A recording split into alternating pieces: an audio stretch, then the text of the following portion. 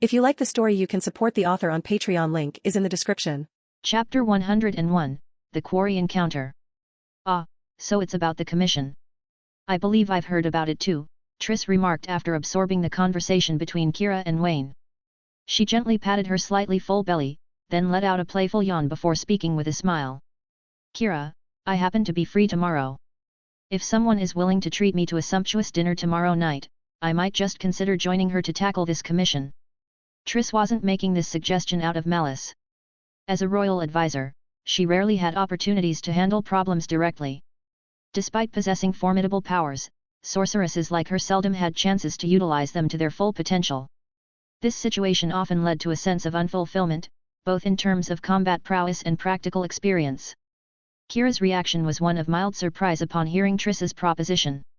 She reached out and took Triss's hand, leaning in closer with a happy smile. That's fantastic, Triss.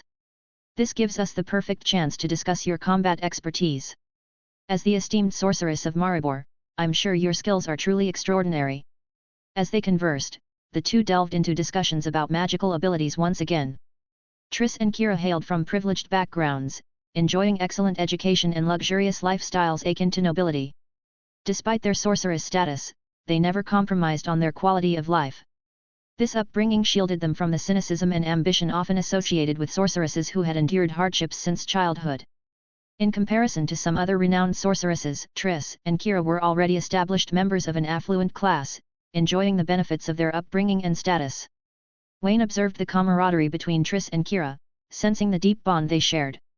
In the game's storyline, only Triss risked rescuing Kira when she faced public execution, ensuring her friend received a proper burial. Their roles as royal advisors likely contributed to their strong friendship. As the two sorceresses conversed, Wayne found himself growing bored and decided to pass the time with a game of Gwent.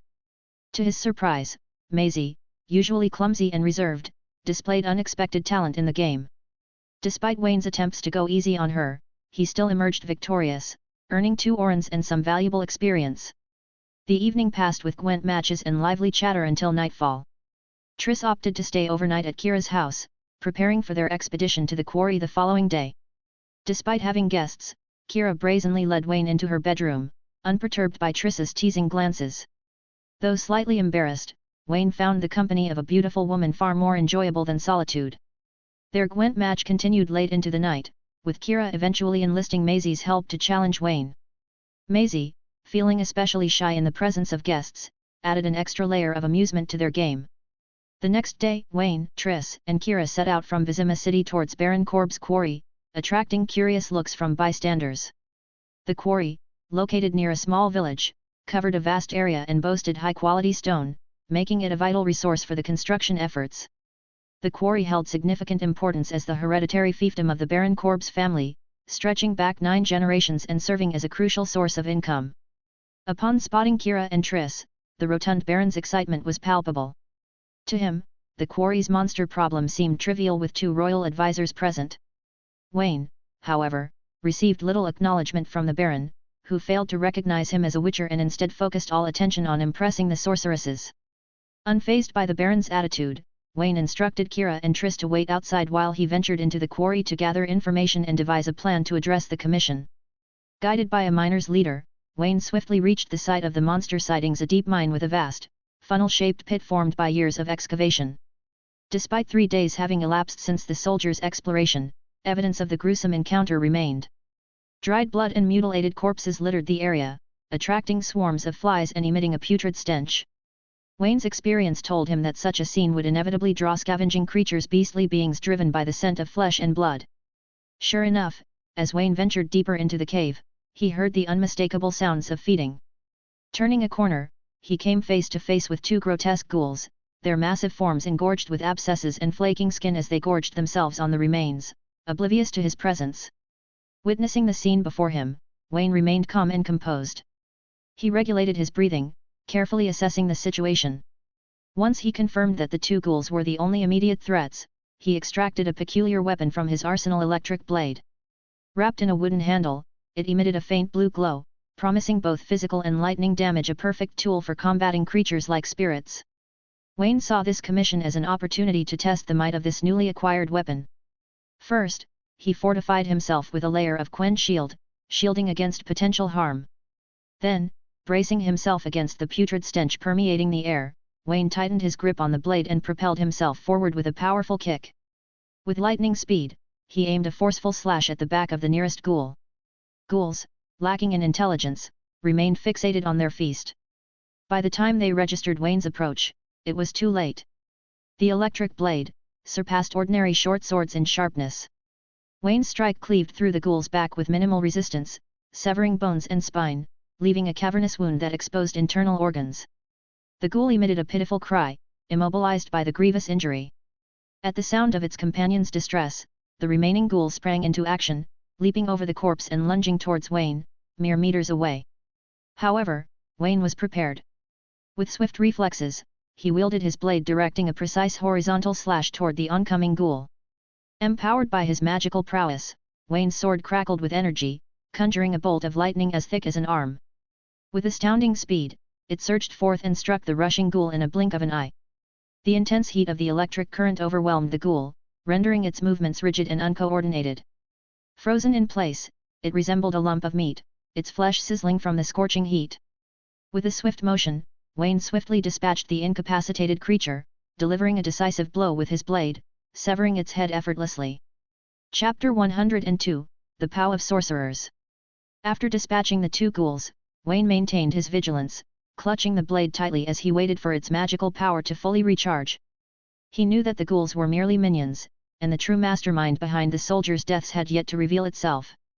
3 minutes later, as the magic power in the electric blade replenished, Wayne gripped the blade firmly and ventured deeper into the mine. The mine boasted a long history and vast interior space, its origins lost to time. Covered by a cave roof, it typically served as a warehouse. Inside, various stone building materials were stored, illuminated by burning braziers scattered throughout the cave.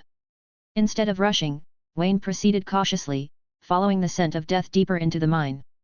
His exploration led him to a recently excavated corridor where a grim scene awaited. Dozens of soldier corpses, dressed in tatters, lay scattered both inside and outside the tunnel. Most had met gruesome ends, their bodies mutilated by sharp weapons, rendering them almost unrecognizable. These grisly discoveries aligned with the characteristics of evil spirits. Evil spirits, born from intense negative emotions, suffered endless and indescribable pain. Filled with anger, hatred, and jealousy, they harbored a deep-seated desire to annihilate humanity, envying the living and seeking to exterminate them. As with other malevolent spirits, evil spirits were invisible and impervious to conventional weapons like fire, poison, or blades, making them formidable adversaries against whom only magic wielders and skilled witchers stood a chance. Upon encountering this situation, Wayne's vigilance heightened further.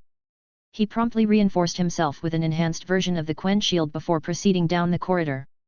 The corridor wasn't particularly long, stretching only about 50 meters before reaching its end. Observing the scene ahead, Wayne quickly discerned the root cause of the entire incident. At the corridor's terminus stood a brick-made stone wall, now breached to create a sizable gap allowing passage. While Wayne refrained from venturing deeper, merely peering through the breach, he identified an underground tomb of indeterminate age beyond the wall. Neatly arranged within were numerous coffins intricately carved, a large joint burial tomb. Wayne could sense the airflow within the tomb, indicating the presence of other exits. Evidently, the excavation accident had unearthed the catacombs' outer wall, triggering the attack by the evil spirits within. Reflecting on the unfortunate fate of the investigating soldiers, Wayne lamented the lack of foresight in the situation. Had the full extent of the incident been reported beforehand, professionals like sorcerers would likely have been entrusted to resolve the matter instead of sending ill-equipped soldiers to their demise. With the pertinent information gathered, Wayne opted against further exploration, slowly retracing his steps out of the tunnel. While the matter remained incompletely resolved, he recognized that it wasn't solely his responsibility to address it. 10 minutes later, Wayne returned to the surface and relayed all the information he had gathered to Kira and Triss, who had been patiently waiting. Upon hearing the details, the sorceresses were initially surprised, then expressed disdain for Baron. Evidently, the Baron had intentionally concealed the matter, unwilling to shoulder responsibility for his mistakes. By downplaying the incident as an accident, he sought to evade accountability. However, Kira and Triss refrained from accusations, recognizing that it wasn't their role. Instead, they planned to report the truth to King Foltest upon completing the commission, allowing him to determine the appropriate course of action. Impressed by Wayne's report, Kira regarded the Witcher with admiration, acknowledging his prowess as a Witcher. As expected of an excellent Witcher, Wayne entrusting this matter to those soldiers would have been far less efficient and likely resulted in casualties. With the adversaries identified primarily as evil spirits, Kira requested additional time to prepare before tackling the catacomb. Now that we know our foes are primarily evil spirits, please allow us some time to prepare. Once we're ready, we'll cleanse that catacomb. Indeed, regardless of one's combat profession, preparation is key to success as a Witcher. Armed with pertinent information and a targeted strategy, victory becomes attainable with greater ease. Anticipating the nature of the enemy, Kira and Triss planned to equip themselves with magic props tailored to restrain evil spirits, facilitating the catacombs cleansing. Similarly, Wayne, as a seasoned Witcher, made meticulous preparations for combat. Opting for recovery-type swallow potions, and tawny owl potions for increased mana recovery, he ensured he was well equipped for the task at hand. Initially considering the cat's eye potion for improved dark vision, Wayne ultimately dismissed the idea. With Kira and Triss capable of illuminating their surroundings using magical techniques, he deemed the potion unnecessary. While Wayne could withstand the toxicity of the potion, he recognized the discomfort associated with excessive potion consumption, prompting him to forego the cat's eye potion for the mission ahead. After completing his meditation and applying elemental oil to his silver sword, Wayne joined Kira and Triss, who had also finished their preparations. "Wow, Wayne, you look quite frightening. Your face appears pale and bloodshot like you are seriously ill," remarked Kira, visibly surprised. "Yes, I've read about such phenomena in books. Witchers can use their unique organs and specialized potions to mimic the abilities of certain monsters, enhancing their own strength," added Triss. These findings were the result of research conducted by warlocks of the cult during the era of the Witchers. "It's unfortunate that much of this knowledge was lost or destroyed when the cult was disbanded," continued Triss. Observing Wayne's altered appearance after consuming the Witcher potion, the sorceresses exchanged low whispers, delving into their knowledge of the Witchers. In this era, sorcerers were revered as elite talents, embodying a combination of mage, scientist, researcher, and healer. Unlike Witchers, who typically underwent over 20 years of rigorous training before becoming a full-fledged Witcher, warlocks might spend 3 to 4 decades immersed in knowledge acquisition and magical experimentation before graduating. Renowned warlocks were esteemed scholars, possessing vast repositories of knowledge. As the sorceresses conversed, Wayne's thoughts turned to Aretuza Academy on Thained Island in Temeria. He reflected on how much of the Witcher's accumulated knowledge had been lost during a tumultuous period centuries ago. Consequently, contemporary Witchers relied largely on remnants of the cult's teachings for survival. The dissolution of the cult led to its fragmentation into numerous factions, scattered across the globe. However, many years had passed, and there had been no significant advancements in the technologies utilized by Witchers. Furthermore, the number of Witchers was thinning due to the deaths of many practitioners. Wayne pondered the potential wealth of knowledge that might be harbored within the long-standing Aretuza Academy, yet he hesitated to pursue this avenue. At present, the Warlock Brotherhood was at the zenith of its power, boasting numerous formidable members across its various institutions. Any attempts to seek assistance from the Academy could potentially invite further suppression from the Warlocks. As the trio conversed, they continued to advance, retracing Wayne's earlier route until they reached the stone wall marking the end of the corridor. As the only male and the designated protector of the group, Wayne took the lead, positioning himself at the forefront. With a gesture of his hand, he invoked an art sign, causing the softer bricks of the stone wall to tremble and create a gap large enough for ordinary individuals to pass through. The commotion stirred the vigilance of the spirits inhabiting the catacombs, prompting eerie wails to echo through the corridors. In response, Kira retrieved a magical item resembling an oil lamp from her pocket. Through continuous incantations and the infusion of a substantial amount of magical energy, the extinguished lamp was soon engulfed in a faint blue flame. As the flames flickered, a semicircular blue magic shield materialized, centered around Kira. Observing the impressive shield with a diameter of nearly 5 meters, Triss marveled at its effectiveness. "Wow! A shield? Is this a magical protection item of your own creation, Kira?" she inquired. "With this shield, no monsters or spirits within the catacombs will be able to approach us until it is shattered," Kira explained confidently. Upon hearing Kira's proud proclamation, she lifted her chin with confidence and emitted a satisfied hum before speaking. "Triss, have you forgotten? I received the highest accolades from the Academy for protection. Even Dean Margarita falls short of my expertise in this domain. Triss nodded in agreement. Among the female sorceresses dispatched to serve the kings, each was a top graduate of the academy, contributing to the formidable reputation of the Warlock Brotherhood. With Kira's shield providing a secure barrier, Triss could focus on casting spells without worry. Retrieving a fiery red orb resembling a ruby from her palm, she addressed Wayne, who stood at the head of their group, with a smile. "Hurry inside, Witcher. Let's wrap this up quickly so we can enjoy a relaxing bath at home. I'm eagerly anticipating your dinner tonight." Wayne acknowledged her words, casting a glance at the powerful magical items wielded by the two sorceresses. Even to an outsider, the potency of these artifacts was unmistakable. As the battle unfolded, Wayne was taken aback by the efficiency of their strategy. Initially expecting a challenging confrontation against a horde of spirits, he was surprised to find that Kira's shield remained impenetrable, preventing any attacks on the trio. Meanwhile, Triss's fiery red orb unleashed a relentless barrage of flame magic, swiftly dispatching multiple foes simultaneously. With Kira focused on defense and Triss on offense, Wayne found himself relegated to a supporting role. Armed with his silver sword, he remained vigilant, guarding the sorceresses against potential threats.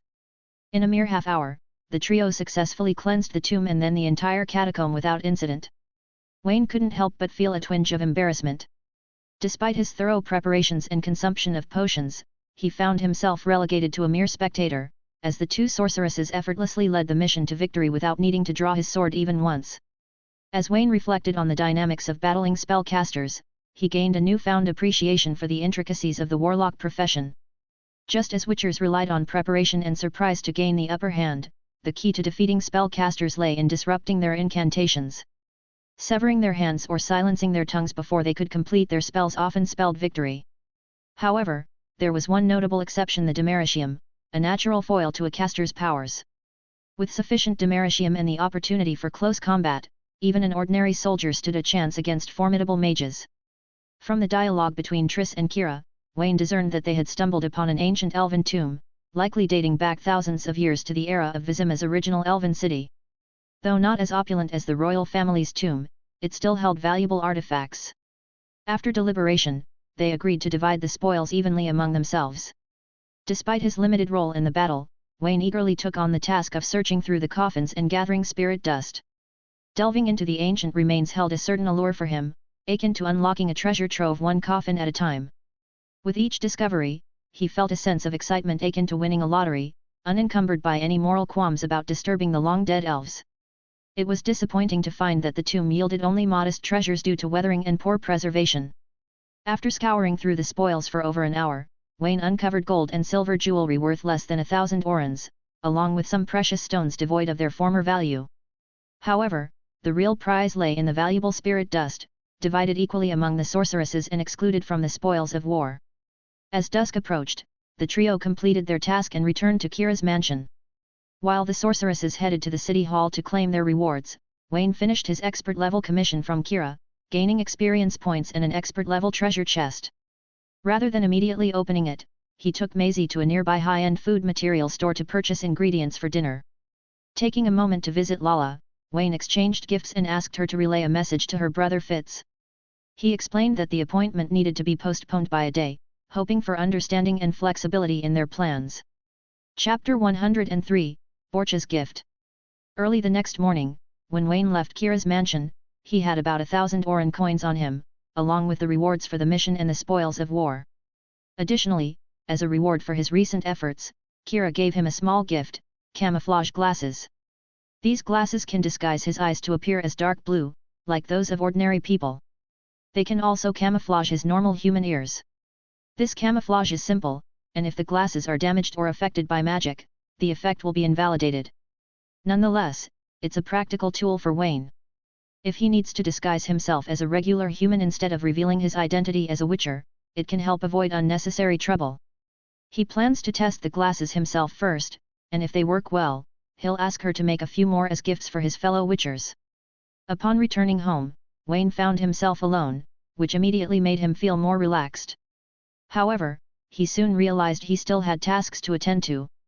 He quickly went to his room, closed the door, took a hot bath, changed into loose and comfortable clothes, lit some incense, and settled back into bed. After some devout prayers, taking advantage of the last day of blessing from the goddess of the lake, he accessed the system to open the treasure chests again. In addition to the expert-level treasure chest from the dragon hunting mission and the one obtained from the recent mission, there were over a dozen normal-level treasure chests he had obtained previously stored in his system. Ding! Treasure chests opened, 2 expert treasure chests and 13 common treasure chests. Obtained, 352 Oran, Dragon Scale X100, Church Hunter's Blood Vial. As the system's voice faded, 2 items immediately appeared beside Wayne. One is the size of a child's fist, neatly stacked grey-red carapace-like scales, with blood threads still present at the roots of these scales. The other is a brown glass jar with a capacity of about 1 liter, filled with bright red, thick unknown blood. On the outside of the glass jar, there is a piece of text written in a special language, but Wayne doesn't understand it. Looking at these 2 items, Wayne suddenly felt dizzy and wasn't as happy as when he received other rewards. The dragon scale is a rare item from an expert-level treasure chest, while the blood collection bottle is a rare item from a common-level treasure chest. Dragon scale, it comes from the belly scale of a giant dragon recently killed in Skyrim province. This is an excellent material for making various light and medium-sized armors. Church Hunter's Blood Vial, it's a blood collection bottle from a deceased hunter of the Church of Healing in Yaharnam. This blood, when consumed, can slowly heal injuries and diseases. However, it contains unknown substances with unpredictable effects. Reading the item descriptions provided by the system, Wayne realized that all the rewards he received were forcibly taken by the system from other worlds, essentially stolen. Both the blood collection bottle and the dragon scale have their original owners. Although the former owner is dead, the latter, taken as a trophy from a slain dragon, made Wayne feel a twinge of guilt. When someone who has just killed a dragon and collected loot finds that their loot has suddenly been lost, they must be quite disappointed. But soon, he put this sense of guilt into his heart. Hey, there is no way, this is not something he can decide. Just like the space cracks back then, if he had a choice, he would definitely not have blotted it dry, causing a possible hidden danger. But the system did not give him a chance to choose. Either do nothing or accept the result. To make himself stronger and enhance his ability to protect himself, he just made a decision that most people would choose. Having packed up his mood, Wayne put the bundle of dragon scales in a box and stored it. This is an excellent top-level armor material. Unfortunately, he doesn't have an excellent armor blueprint in his hand now, so he can only wait until he has a chance in the future to take it out and use it again. As for the blood collection bottle, anyone who has played the game knows that it contains the diluted blood of the ancient gods, a very strange blood. Although it can indeed cure many incurable diseases, if ordinary people take it, no one knows what will happen. Maybe they will be infected by the blood of the ancient gods and become monsters who only know how to kill. But it's a pity to throw it away. Wayne put it in a storage bag, maybe in the future, it will be useful one day. Since there was no work arrangement, Wayne seemed to have nothing to do after opening the treasure chest. But at night, he had to go to the lake to meet Fitz, so he could only try his best to arrange some trivial things for himself, and he couldn't miss the appointment again. Just when he was struggling, a familiar voice suddenly sounded outside the gate. Wayne, my friend, I've come to visit you. As soon as he heard the voice, Wayne knew that it was Borch who had come. It had been 7 days since they parted, and it was almost time for him to visit. Without thinking too much, Wayne immediately came out of the house and greeted this good friend at the gate. However, what surprised him was that apart from the 2 Zerican female warriors who came with Borch, there was actually a beautiful girl about 16 years old, and a girl in pink. She was about 4 or 5 years old, and she was a little girl with a lively and curious face. As soon as the 2 sides met, the little girl immediately cheered, ran over with short legs, hugged Wayne's calf, and looked up at him with a smile on her head. And the 16-year-old girl looked arrogant and impatient, raised her head, and snorted without saying anything. Wayne is not a fool. Seeing this scene, he immediately thought of Borch's ability to transform, as well as the mate, Green Dragon, and his child he just got. The 2 sides didn't say much outside. He welcomed everyone into his room and brought out pastries, candy, and juice to entertain everyone. After some exchanges, Wayne did not guess wrong. This 16-year-old girl with an impatient expression is Borch's mate, the Green Dragon Merktabraka. And that cute little girl is, of course, the baby dragon Synopsis. As for why they became like this, Borch has a bold personality. He didn't explain much but took out a golden scale the size of a palm from his arms, and took out a dragon scale from his waist. The golden horn carved from teeth and the huge wooden box that Via and Tia had been carrying all along were placed on the table in front of Wayne. While patting the wooden box, he laughed loudly and said, "My friend, I came here this time to give you a reward. I said a long time ago that I will not let my friend suffer, and the reward this time will definitely satisfy you." Chapter 104, Generous Borch. With a bang, Borch opened the lid of the wooden box, and the golden light immediately illuminated Wayne's face. It turned out that this wooden box was filled with all kinds of gold coins, jewelry, and precious stones, almost filling the entire box. Just by looking at it, one could tell that the value of the things inside was quite astonishing. Borch stroked his beard, and said with a smile, "My friend, this is a decision I made after discussing it with Merktabraka. In this box is all the wealth she collected for over more than 10 years. I don't know the exact amount, but it must be more than 5,000 oren. I think this should be the highest bonus you've ever received after becoming a witcher." Wayne was shocked when he heard this, and he was indeed dazzled by the huge pile of gold in front of him. He made a rough estimate and immediately knew that what Borch said was too conservative. Although there were many kinds of gold, silver, and jewelry in the box, it was quite troublesome to exchange them, but they all seemed to be quite old and well preserved. A very popular variety with collectors. If you are willing to spend time and sell them as antiques or works of art, you may even double the money you earn. However, logically speaking, this wealth should be the favorite of the Dragon Clan. According to the habits of the Dragon Clan, it is difficult to persuade the Green Dragon to hand over these things. I don't know what Borch will do. Wayne was curious, and he didn't hide it. He asked his question directly. Borch was a little proud of what he said. He stretched out his hand and said with a bragging tone, "It's not difficult. The wealth I own in the Zarakan kingdom is more than 10 times that here. I promised to her that when I return to Zarakan, I will give her 3 times the gold and build her a huge house so that she can sleep peacefully on top of the gold every day, and she promised me." Listening to Borch's speech, Wayne not only didn't feel jealous but was very happy. Isn't it a happy thing to be able to become good friends with a super tycoon? Afterward, Borch picked up the palm-sized golden scale, handed it to Wayne, and said, "My friend, after all, money is just a thing outside of the body, but this gift was carefully prepared by me, and poured my heart and soul into it. I call it the Golden Dragon Star. You should have noticed that I was born with the ability to change shape. It is not an illusion or deception but directly changes the shape of the flesh. This change will not be interfered with by the Demeritium, and will not be cracked by other spells. Yes, a very magical ability. And on this scale, I injected this power. As long as you inject magic power into the transformation scales, you can transform yourself into the appearance you want to change through the guidance of magic power. However, this scale can only record a changing form, and this change is not unlimited. You can neither become a fly nor a giant. You can only change your body within a certain range, but even so, this should be a very powerful ability." Having said that, Borch patted his chest and said sincerely, "I made a total of 3 of these. The consumption of them almost made me permanently lose the ability to transform. I only gave it to my mate, child, and you. You should be able to imagine how precious it is." As Wayne listened to Borch's explanation and held the golden scale in his hand, he felt truly touched. It was undeniably a treasure, a rare one at that, with powerful abilities for fighting, camouflaging, and escaping. Borch had truly considered him a close friend to gift him such a treasure. It was a sincere gesture that Wayne deeply appreciated. Being the person he was, Wayne was quick to reciprocate. He held Borch's hand and earnestly promised, "It's an honor to be your friend, Borch. In the future, whenever you need my help, I won't hesitate to offer it." Borch smiled and nodded in return, affectionately patting Sakia's head beside him. "It's only natural.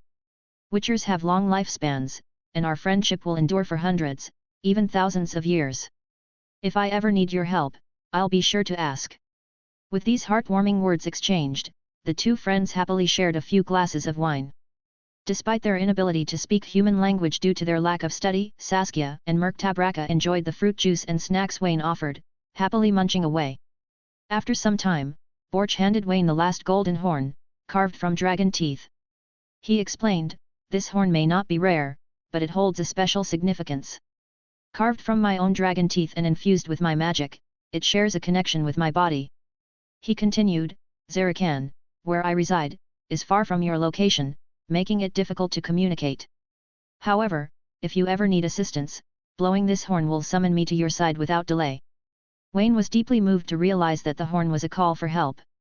After carefully stowing it away, he placed a reassuring hand on Borch's shoulder and retrieved the gift he had promised earlier. It was a set of Gwent cards housed in a large wooden box. The basic card sets alone filled several sets, with numerous other special cards. Even if valued conservatively, these cards were worth hundreds of oren and were cherished by collectors. Collecting these cards had required Wayne to expend considerable effort, visiting numerous shops and taverns and spending a significant amount of money and effort. Borch was delighted to receive this gift.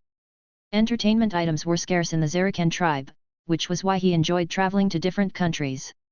With the Gwent cards Wayne had given him, he now had a way to pass his free time. Unfortunately, the Borch family couldn't stay for long as they needed to rush back. Wayne managed to prepare a sumptuous lunch for them before they departed, allowing everyone to enjoy a delicious meal together. Wayne felt a pang of sadness as they bid farewell. They were parting ways, uncertain of when they would meet again. But Borch, ever optimistic, embraced Wayne's shoulders warmly and reassured him, "Don't be saddened by this temporary parting, my friend. Remember, I am a dragon capable of soaring through the sky. Whenever you have the chance, use the horn I gave you to summon me. I will gladly welcome you to my kingdom, where I will treat you to the finest food, the most exquisite wine, and the company of beautiful companions. We have plenty of time, and I'm certain we'll meet again in the future." Chapter 105, New Skills and Specialty.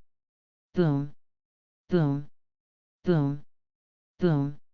Violent explosions echoed from the shore of Lake Vizima, sending water waves crashing and battered acolytes emerging, bloodied and maimed, staining the lake red. A humorous voice broke the tense atmosphere. Soon, a figure with water-blue skin, clad in unknown leather, with fleshy limbs, watery eyes and a large head emerged from the water.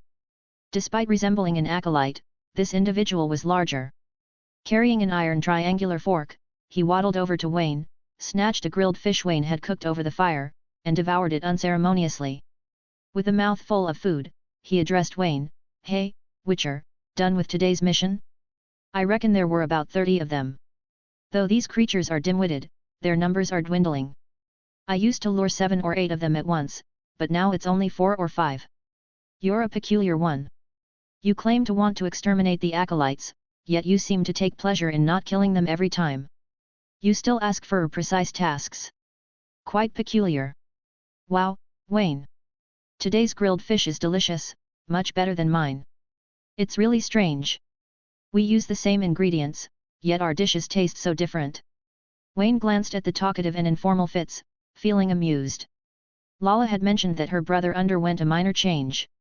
However, Fitz, who bore no resemblance to a godling, seemed like more than just a minor change.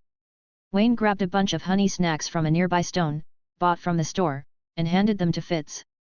"All right, Fitz, enough chatter for today. I have my reasons for doing this. Here's your reward, and I'll see you again tomorrow." Upon seeing his favorite snacks, Fitz stopped talking and hugged them tightly, ready to share them with his sister and parents at home. These little godlings had no other responsibilities, so they came to help the Witcher deal with the acolytes every day, receiving delicious treats in return. It was a win-win situation. Wayne was satisfied with Fitz's cooperation. Since Borch's departure, frying fish by Lake Vizima had become Wayne's daily routine.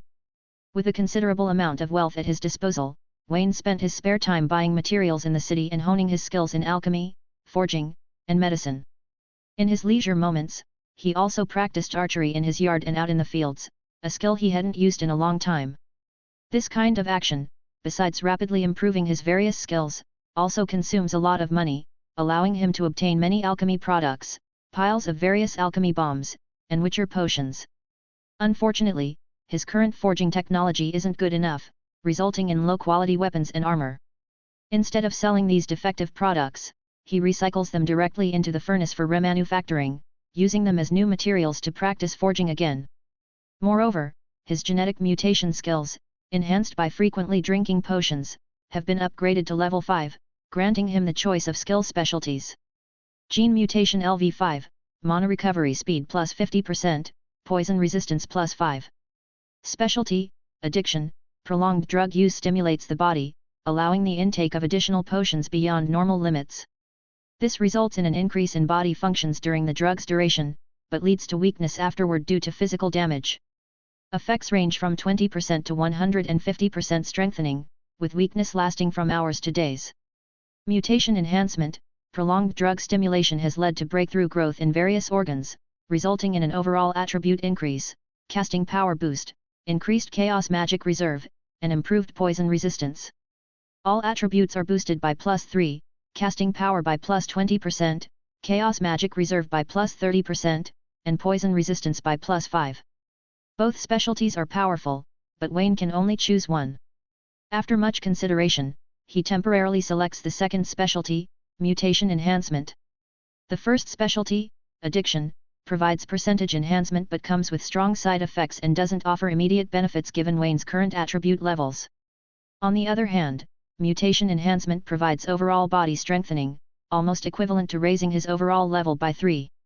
Although Wayne also desires to have abilities like those in the game, such as being a wolf, bear, or cat addict, he knows he must wait patiently for that option to become available later. For now, he endures and waits for his time to rise.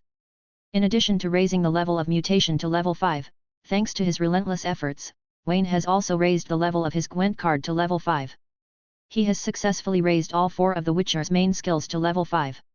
Gwent LV5, Luck +5. Wealth Luck, favored by luck, Wayne attracts money effortlessly, outperforming others in any industry or location. Luck always favors him in monetary bets. Effect, Fortune +10. Lucky Day, Wayne, blessed by luck, experiences exceptional fortune on a certain day each month. While fate doesn't reveal the specific day, Wayne senses when his luck peaks, marking it as his lucky day. Effect, on lucky days, luck is doubled, and a significant stroke of good luck is guaranteed. Upon seeing the skill specialties granted by Gwent card LV5, Wayne wastes no time in making his choice. While money is crucial, Wayne, as a Witcher with flexible moral boundaries, believes he can acquire wealth through various means. Moreover, money can often attract unwanted attention. In contrast, luck is invaluable. A person with strong luck gains advantages in various aspects of life, from interactions with others to facing formidable adversaries. Furthermore, the effect of Lucky Day increases with Wayne's level, promising even greater benefits. Wayne eagerly anticipates triggering the Lucky Day's effect, confident it will lead to a stroke of good luck and potentially influence the outcome of significant events. Chapter 106, The Griffin School Witcher. Time flies, and 2 months passed in the blink of an eye, bringing us to midsummer in July 1250. During these past 2 months, Wayne has invested heavily in purchasing raw materials. He has spent nearly 1,000 oren each month to train his skills in alchemy, potion making, and forging, bringing them all to level 4. Although alchemy is on the verge of being upgraded, both alchemy and forging have recently been promoted. Additionally, Wayne's diligent practice of archery has paid off. His archery skills have reached level 3 after consuming numerous metal arrows. This proficiency allows him to effectively wield ancient bows and arrows from the Middle Ages, meeting the standards for actual combat. However, despite the accuracy of the elven bow and arrows gifted to him by Toruvil, they fail to match the pulling force of Wayne's Witcher strength, which is nearly 4 times that of an ordinary person. As a result, Wayne finds himself in need of a stronger bow. Over the past 2 months, Wayne and Fitz have worked tirelessly, resulting in the death of hundreds of acolytes. Despite their slow reaction, the acolyte leaders in the underwater city have begun to notice the disturbance. Subsequently, the remaining half-fish people ceased slipping out of their lairs and instead chose to retreat, forcing Wayne to halt his activities. However, Wayne is not without a plan. To aid the lake goddess in resolving this issue, he intends to enlist the help of 2 female sorceresses, Kira and Triss, for an adventure in the underwater city when the opportunity arises. When the time comes, Wayne plans to invite a few fellow Witchers to join forces in cleaning up the hidden danger on the shore of Lake Vizima all at once, as a way of repaying the favor to the lake goddess. This afternoon, he visited Master O'Henry's blacksmith shop to continue learning forging techniques and playing cards, as was his usual routine. Over the years, the old blacksmith has accumulated a wealth of high-quality forging materials. Leveraging his superior Gwent skills, Wayne has managed to obtain many of these materials from the master dwarf blacksmith, much to the old man's chagrin. Despite this, Wayne isn't one to be stingy. To make amends for consistently winning against Master O'Henry, he brings a bottle of fine wine and homemade snacks with him each time he visits. This gesture never fails to please the old dwarf, who becomes even more fond of Wayne than his own nephew, Andrew. Andrew, in turn, often grumbles about this favoritism, only to be placated with even more wine by Wayne. "Hey, brother Wayne, guess what?"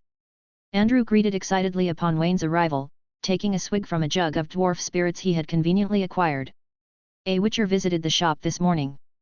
His silver sword was damaged and is currently being repaired by the old blacksmith." Intrigued by Andrew's gossip, Wayne leaned in closer. It had been nearly 6 months since he left Kaer Morhen, and aside from Gerald, he hadn't encountered any other witchers or heard much news. Wayne wasted no time in questioning Andrew further. "Do you know where he headed, Andrew?" Taking another hefty swig from the jug, Andrew's excitement seemed to intensify despite the reddening of his face from the potent alcohol. "He probably went to the Fox Tavern. It's the cheapest spot around, perfect for someone dressed in rags like him. He's set to pick up his sword tomorrow morning, so he'll likely be spending the night in Vizima," Andrew added. Hearing this, Wayne felt a surge of anticipation. Passing a basket of food and drink to Andrew, he said, "Consider this an appetizer. There's roast chicken and beef in there. Take it to your uncle, Henry. But be discreet, or you might find yourself with another mouthful." Accepting the basket, Andrew casually tore into a chicken leg and mumbled between bites, "No worries. I've got thick skin. A few slaps here and there don't bother me." Amused by Andrew's nonchalant demeanor, Wayne bid him farewell and headed straight for the Fox Tavern. It had been a while since his last visit, and it was also an opportunity to see his good friend Aunt Melissa, who had been a great help to his mother. After navigating the slums for about 5 minutes, Wayne arrived at the old tavern, its chimney billowing smoke from the kitchen, a familiar sight welcoming him back. It being noon, there weren't many patrons in the tavern. As Wayne approached, he spotted Yuk squatting by the gate, puffing on his pipe with a leisurely air. Opening one eye lazily, the old man caught sight of Wayne's refined appearance and couldn't resist a jab. Well, if it isn't Master Wayne gracing our humble establishment. What brings a fine gent like you to our rundown tavern? Doesn't quite suit your stature, does it?" Knowing the old man's penchant for banter, Wayne brushed off the remark and tossed him a pack of tobacco he'd just purchased. "Cut the act, old man.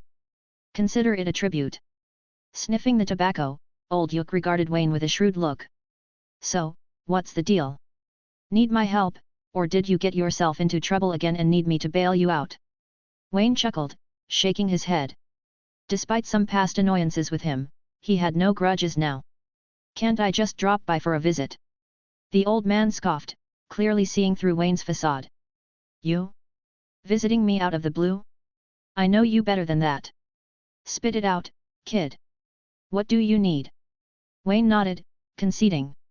"Fair enough. Truth is, I heard there's a witcher here. Thought I'd introduce myself."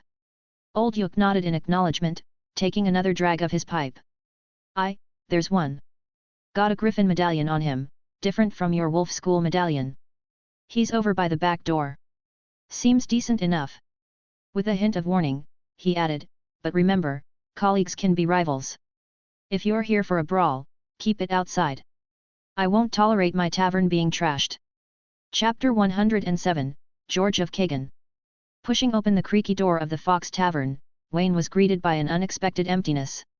Despite old Yuk's intel, only a small number of patrons occupied the dimly lit interior. A quick scan, however, revealed his target, a man in his 40s with short, dark brown hair and a face edged with the scars of a hard life. Unconventionally handsome, he sat at a back table, clad in simple clothes that concealed a powerful build. Were it not for the unmistakable glint of his vertical pupils and the long sword strapped to his back, Wayne might have mistaken him for a weathered farmer. Unfazed, Wayne strode across the room and plopped himself down at the opposite table, directly facing Melissa, who was napping behind the counter. "Melissa!" he boomed, startling the dozing barkeep. "A few flagons of your finest cherry mead, some beef stew, and some game for this table. And put it all on my tab, along with whatever my friend here consumes." Melissa, her eyes snapping open at the sound of his voice, couldn't help but smile. Though she walked with a slight limp, her movements remained surprisingly nimble as she scurried to the back and retrieved Wayne's order. The man opposite him, however, had been eyeing Wayne with a piercing gaze ever since he sat down. Only when Melissa placed a generous spread of food and drink between them did he finally break the silence. His voice, deep and rumbling, cut through the tavern's quietude. "Friend," he began, his scrutinizing gaze unwavering, "what's the meaning of this? And to which Witcher school do you belong?" The lack of Witcher insignia around Wayne's neck, coupled with his fine silk shirt and ornate dagger, had clearly piqued the man's curiosity. Apart from the glint of amber, and vertical pupils, the man opposite to him could have passed for a promising youth. Wayne, however, bypassed introductions for the moment. He grabbed 2 glasses, filled them with the ruby-red cherry nectar, and gestured to the man with one. Downing the entire contents in a single gulp, he flashed a smile and spoke. "Wayne, of the Wolf School," he said. "Pleasure to meet you, friend. A fellow Witcher can't say I bump into many these days. Figured I'd come over and say hello." George remained silent for a beat, then mimicked Wayne's action, draining his own glass of cherry wine. "Griffin School," he rumbled in a low voice. "George. Nice to meet you, Wayne of the Wolf School." Being a Witcher often meant being an outcast, and the Wolf School held a decent reputation. This, coupled with Wayne's youthful appearance, sunny demeanor, gentle smile, and the unprompted offer of a meal put George somewhat at ease. There was another factor too. The meager meal of black bread and ale before him spoke volumes about George's circumstances. Witchers of the Griffin School were known for their meager pay, after all. Wayne, noticing this, didn't waste time with further niceties. He nudged his plate of meat towards George, a portion of beef and wild boar replacing the humble bread. "Have some, George," he said with a grin. "Melissa's cooking is the stuff of legends. Ask any patron who's ever graced these tables." A hint of amusement flickered across Melissa's face as she stole a glance at Wayne. Though taken aback by Wayne's enthusiasm, George wasn't one to refuse a good meal. A grateful smile played on his lips as he nodded, then dove into the meat with gusto, washing it down with gulps of cherry mead. Satiated after a few bites, he finally spoke, a furrow in his brow. "Speaking of, Wayne," he began, a hint of suspicion creeping into his voice. "Did you stumble upon this tavern by chance, or were you looking for me specifically?" He already had the answer in his heart. After Wayne came in, he came straight to him. It shouldn't be like a coincidence. For this question, Wayne didn't need to hide anything and answered directly. "Indeed," Wayne admitted, dispensing with pleasantries. "I sought you out, George.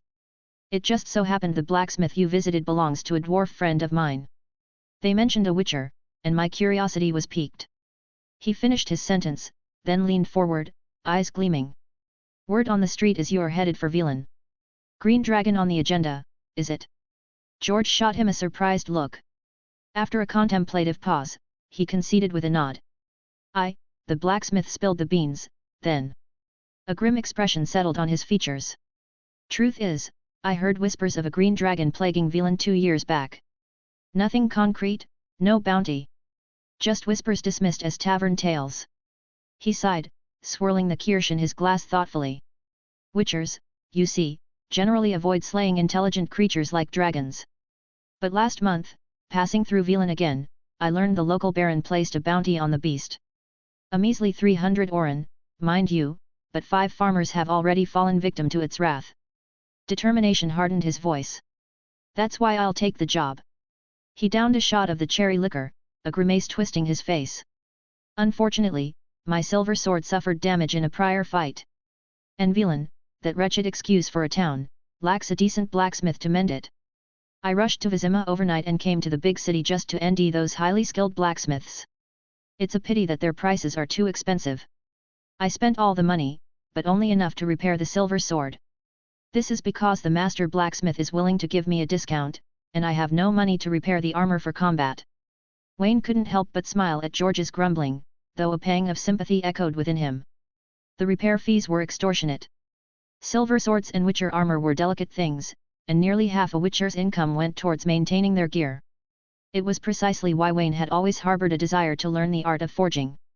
A memory flickered in Wayne's mind. According to the lore, George of the Griffin School met a tragic end in Velan. A brutal fight with the Green Dragon left him grievously wounded, only to be robbed by a scavenger while on the brink of death. Potions and valuable blueprints vanished, leaving players with just a handful of Griffin School schematics. Listening to George's tale, Wayne couldn't help but admire the Witcher's chivalrous spirit.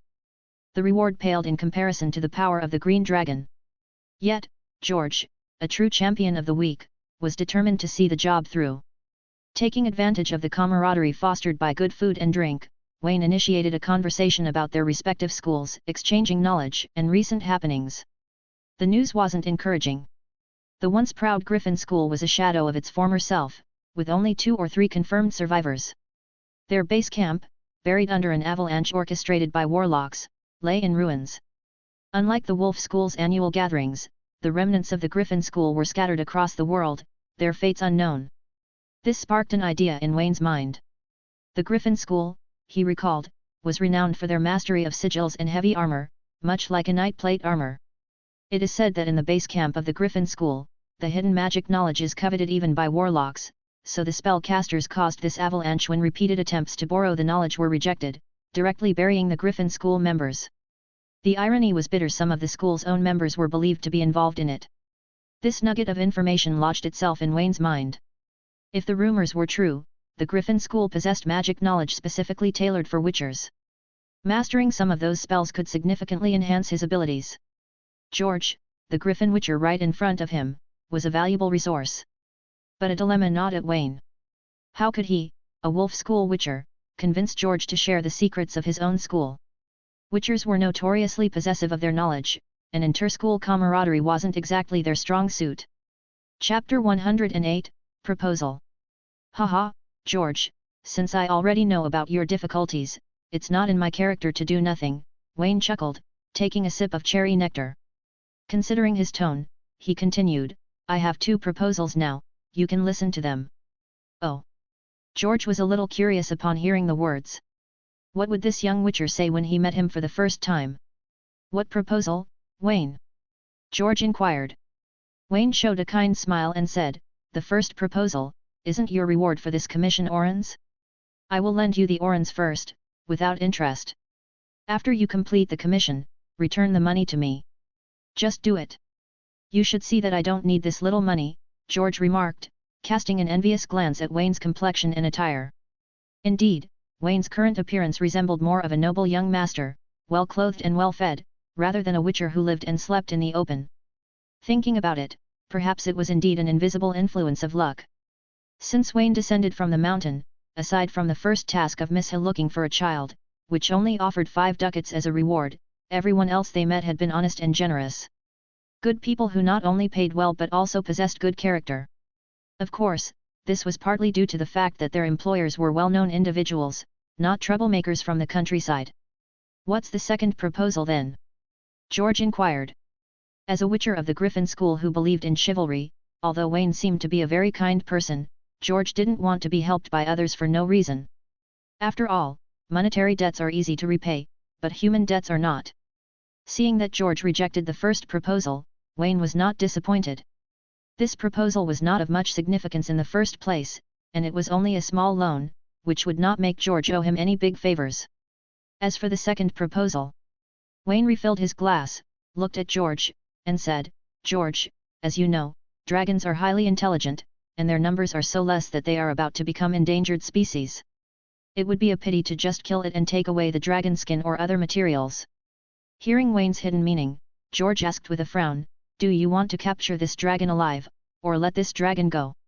Wayne laughed and didn't express his thoughts directly but asked George, have you heard anything about the dragon hunting operation in Hollibur City a few months ago? George shook his head and replied, I just came back from the Skellig Islands 2 months ago. I only heard some sporadic news. I don't know exactly what happened. Wayne didn't mind. Instead, he used his excellent eloquence to drink and eat meat with George, telling him the ins and outs of Holliburl's dragon hunting operation. After recounting the story, he presented the second proposal. That golden dragon friend of mine certainly doesn't want to see his own kind being killed by us witchers like this, Wayne explained. George, if you are willing to assist me, I will inform my dragon friend, and the 3 of us will subdue the green dragon together. No matter how it is dealt with in the end, it will definitely not have another chance to pose a threat to any human beings in the future, Wayne emphasized. Seeing that George was still silent and did not make any comments, Wayne added, well, as for your reward for assisting me, I am willing to pay you 1,000 oren, and I will bear the repair cost of your equipment, as well as all the consumption during this mission. How about it? The remuneration given by Wayne is almost the highest that George has seen in the past 10 years. However, as a witcher, he was still puzzled and asked directly, "Why bother, Wayne? Wouldn't it be nice to kill that dragon directly?" Of course, Wayne couldn't say that without his intervention, George would have died at the hands of this dragon, and he really felt that killing him directly for a rare green dragon would be a bit wasteful. If it was a female dragon, Borch would definitely not mind, and he would have another mate. Hearing George's question, Wayne sighed and said, "George, we Witchers aren't invincible. We must try our best to increase our chances of survival.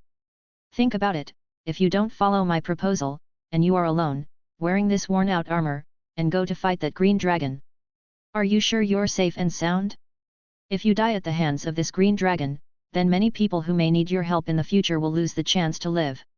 It would further weaken the Griffin School, perhaps even lead to its extinction. Our purpose is to protect those vulnerable civilians. As long as this purpose, process, and means are achieved, whether the monster is dead or alive is actually not that important, is it?" Wayne expressed, picking up the wine glass and raising it to George. "Of course, this is just a suggestion. No matter which one you choose, or which one you don't choose, it doesn't affect us becoming friends," he added after a few seconds of silence. George looked at Wayne with a smile full of vicissitudes.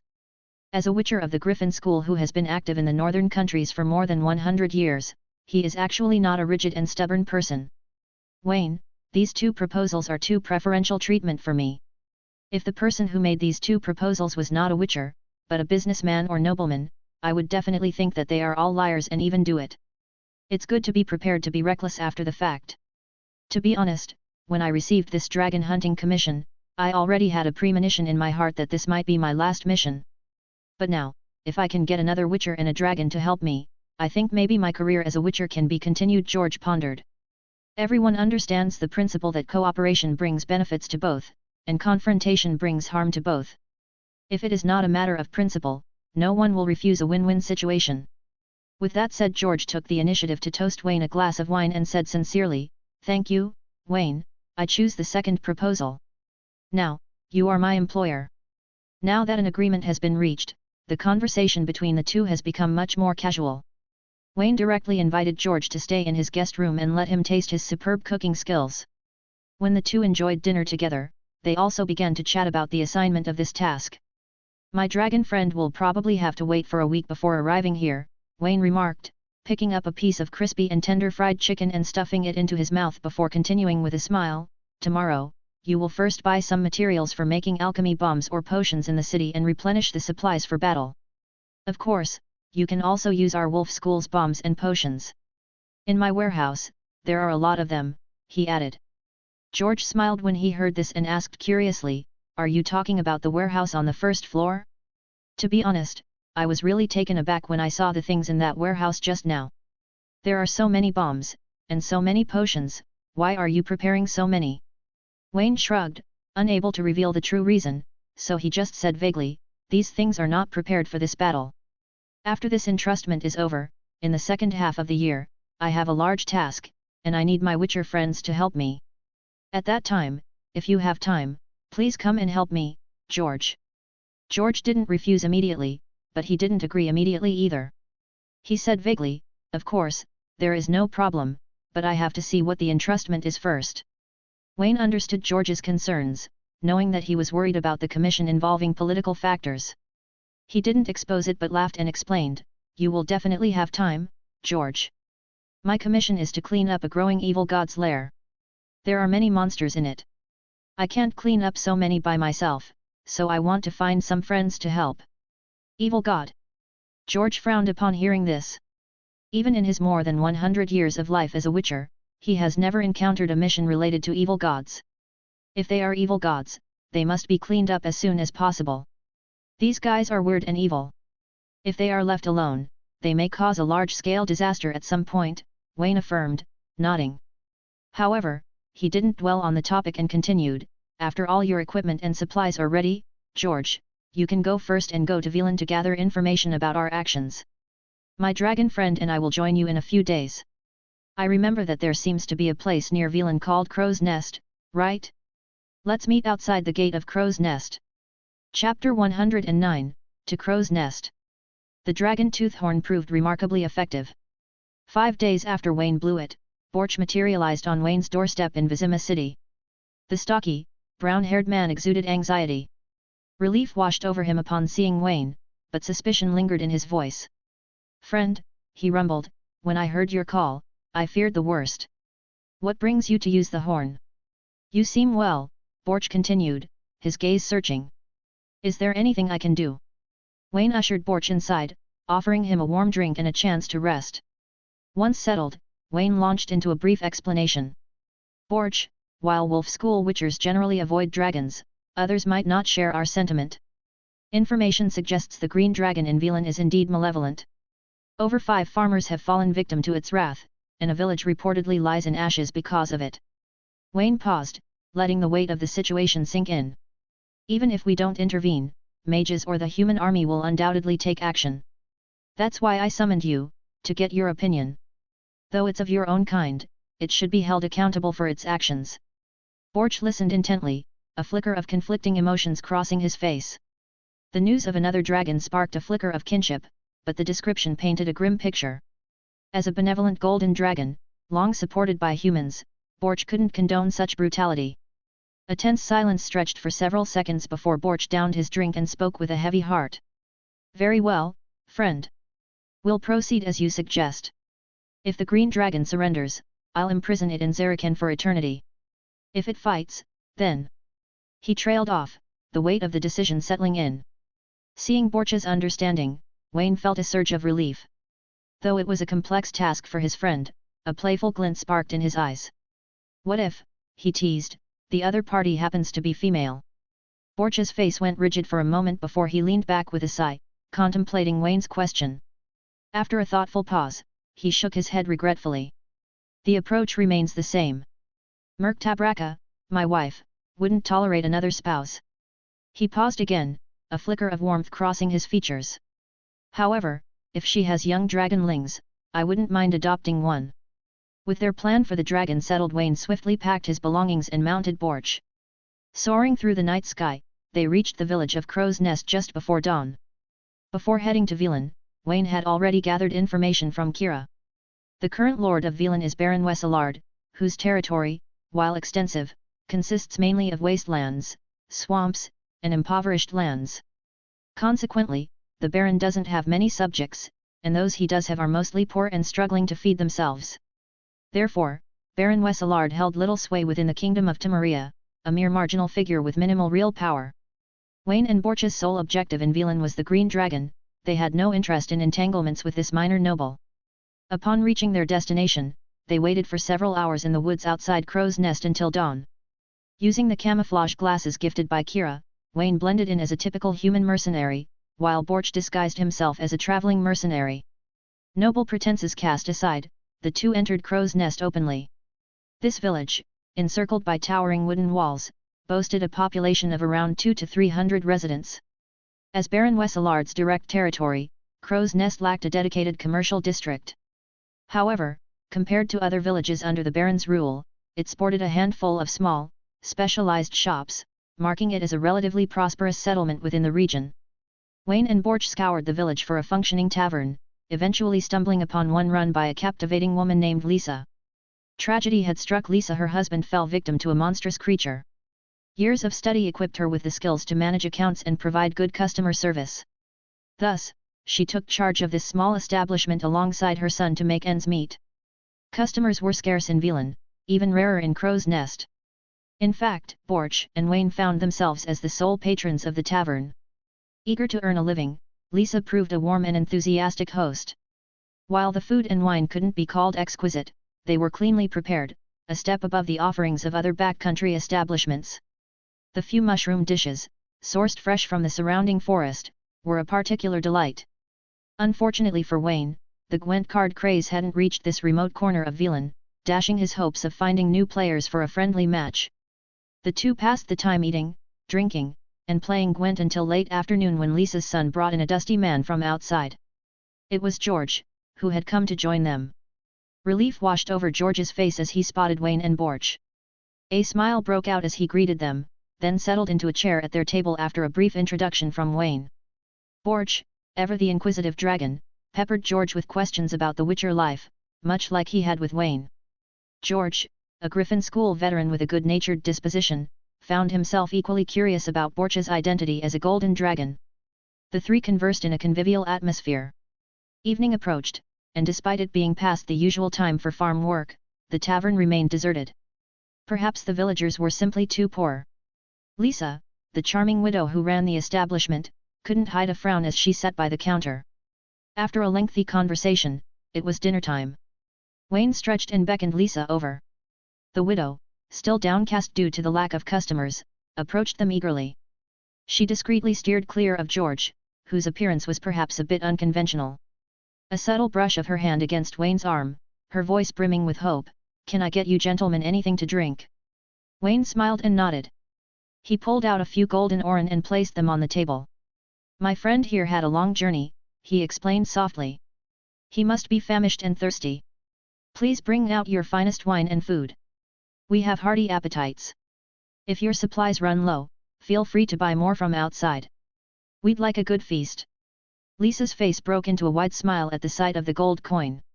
She promptly tucked them away and instructed her son to fetch a few bottles of their best wine. Leaning down slightly, revealing a glimpse of cleavage, she added in a courteous tone, "Don't worry, good sir. I'll take care of it right away. Alan, next door, is the village's best hunter. He's bound to have a fresh game at home. I'll go fetch some now." As Lisa scurried off to prepare their meal, Wayne handed George a bottle of Vizima champion and inquired, "How have you been faring, George?" George took a sip from the bottle before responding, "I arrived in Velan 2 days ago and have been gathering information about the Green Dragon. I've got some leads, but I got sidetracked yesterday." Wayne's eyebrows shot up. "What happened?" George's expression darkened as he took another swig of wine. "The local officials found me and offered a different job. Apparently, ships keep running aground and sinking near a lighthouse by the sea. They suspect ghosts are to blame and wanted me to investigate." A tinge of anger crept into George's voice. Turns out, a group of thugs were deliberately setting bonfires on the reef-laden shores, mistaking them for lighthouses, to lure passing ships to their doom. "I found the culprits, but these gangsters seemed to have local connections. They not only refused to confess but tried to frame me. They hired a group of thugs to ambush me, hoping to leave no witnesses. Needless to say, I beat them soundly and wouldn't let them go until the officials intervened. Thankfully, the authorities here seemed reasonable. They knew about my investigation and didn't buy the thugs' lies.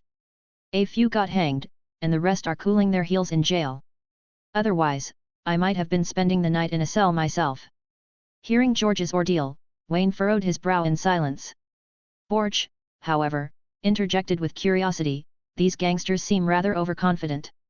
Did they honestly think they could overpower a witcher and get away with it?" Chapter 110, The Burning Lower Velan. George grimaced and remained silent. A man of honor, he preferred not to gossip behind someone's back. At most, he'd vent his frustrations in private. Wayne, on the other hand, had no such qualms. With a chuckle, he addressed Borch. "Humans are divided by social class, Borch. You, a powerful figure, received a privileged upbringing with ample connections and solutions at your disposal. Naturally, you exude courtesy even towards potential adversaries. Etiquette remains paramount, even between enemies. But for those scraping by the bottom, life's a different story. Forget literacy and education, many struggle to put food on the table. Survival trumps principles. Concepts like honor, ideals, and kindness become luxuries they can't afford. The harsher the environment, the more violence and barbarity prevail. As the saying goes, desperate times call for desperate measures." Borch, born with a silver spoon, nodded thoughtfully. Raised by the Zarikanian tribe since his youth, he couldn't fathom poverty. Their lives were worlds apart. The three continued their conversation for a while, eventually returning to the Green Dragon.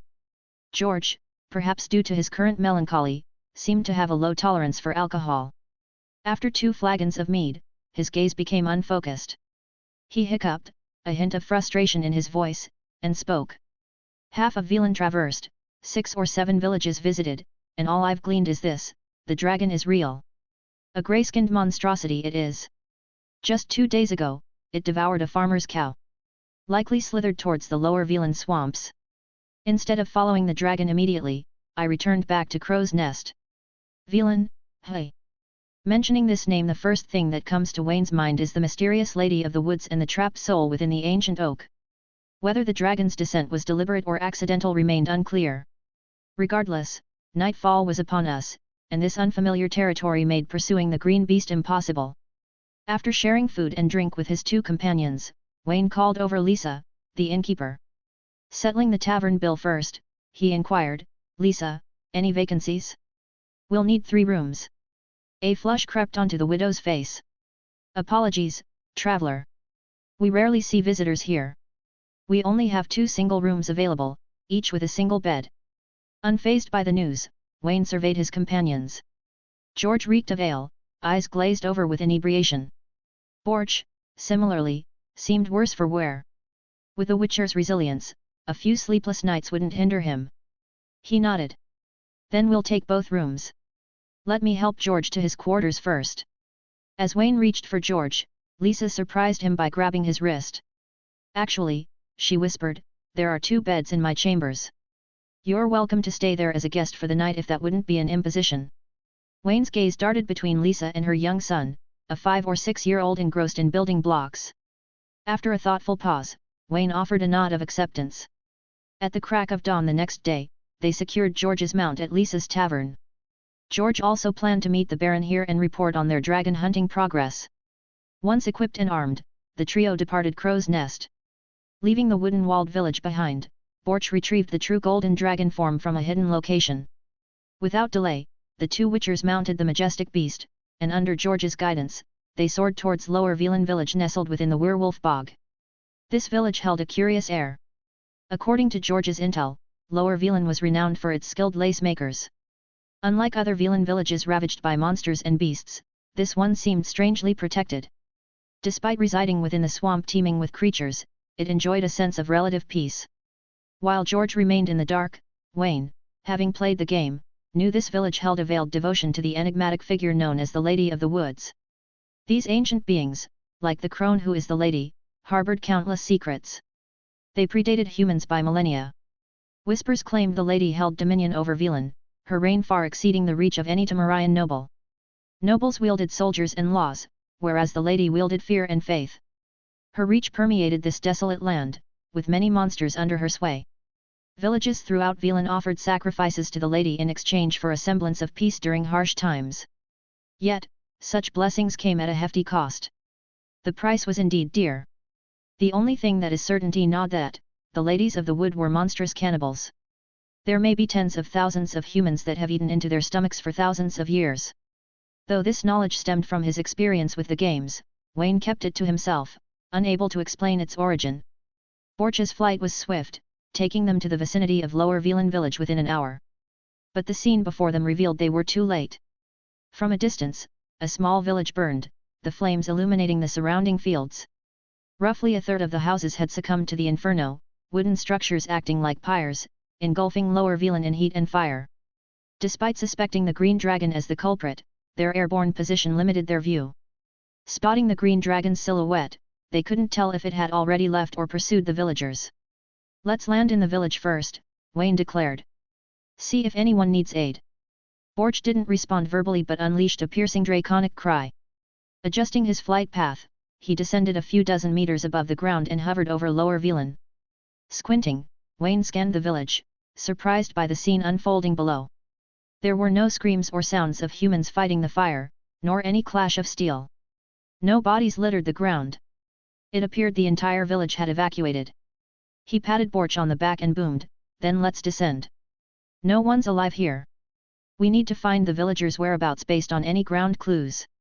Perhaps they can tell us where the green dragon went." Borch, a man of few words, located a clear space untouched by flames and landed. Once Borch transformed back into his human form, Wayne noticed George's grim expression. He immediately grasped his friend's concern and patted him on the shoulder. "Don't dwell on it, George. Even if you'd flown here yesterday, you wouldn't have been faster than us now. In fact, you might have encountered more trouble getting lost." George, understanding Wayne's point, gave a quick nod and inquired, "What now, Wayne? You're in charge." Wayne listened intently for any human sounds in the village. Hearing nothing, he pondered for a moment and addressed George. "No bodies, No screams. The villagers must have evacuated beforehand. There are likely many of them. Finding their footprints shouldn't be difficult. We'll follow the trail to locate them. George agreed, and they split up to search for tracks. As Wayne predicted, the number of evacuees was significant, including the elderly and children. These clues were quite clear for a witcher to decipher. Chapter 111, Beneath the Ruins. The footprints on the ground were clear. Wayne and his companions, unconcerned with the burning village behind them, followed the trail into the swamp forest. Realizing Wayne lacked experience in swamp navigation, George took the lead, tracking the footprints while teaching him essential survival skills: how to avoid venomous snakes, locate water sources, and distinguish between mud traps and solid ground. Their progress was slow and deliberate. George, a seasoned witcher active for centuries, proved his expertise. Wayne absorbed a wealth of practical knowledge during this hands-on lesson. Though footprints in a swamp are easily obscured, a witcher's senses surpass those of ordinary men. They could always discern the correct path from subtle clues. After roughly 10 minutes, a section of ruins paved with hard stone slabs emerged before them. Elven ruins. The architectural style and fragments of broken elven script allowed Wayne to instantly identify the origin. However, such remnants were hardly surprising. In this world, elven ruins were ubiquitous. This once thriving civilization had left its mark across the land. While their civilization teetered on the brink of extinction, their legacy could still be found in untouched corners of the world. The trio didn't linger outside. Following the trail of dry mud prints, they soon found the entrance to an underground passage within the ruins. Before entering the underground ruins, Wayne's witcher senses picked up a cacophony of human voices emanating from below. Shouts like "Light the fire quickly!" and "The swamp's humidity is unbearable. Running here all night has left the children and elders shivering," echoed through the damp stone. "I'm hungry, Mama. I'm hungry. Where are you, Papa?" came a young voice amidst the commotion. Exchanging glances, Wayne and his companions descended first. The sight that greeted them was a throng of hundreds of plainly dressed civilians huddled within the damp underground ruins. In the center of the crowd, under the direction of a middle-aged, well-built man, several young and middle-aged men were feeding a fire with what appeared to be stacks of ancient tomes. Startled, Wayne approached for a closer look.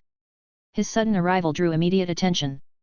A middle-aged man, seemingly a leader among the commoners, emerged from the crowd, ready to speak. Just then, Wayne seemed to make a startling discovery. He barked at those who were about to throw more books into the flames, "Stop!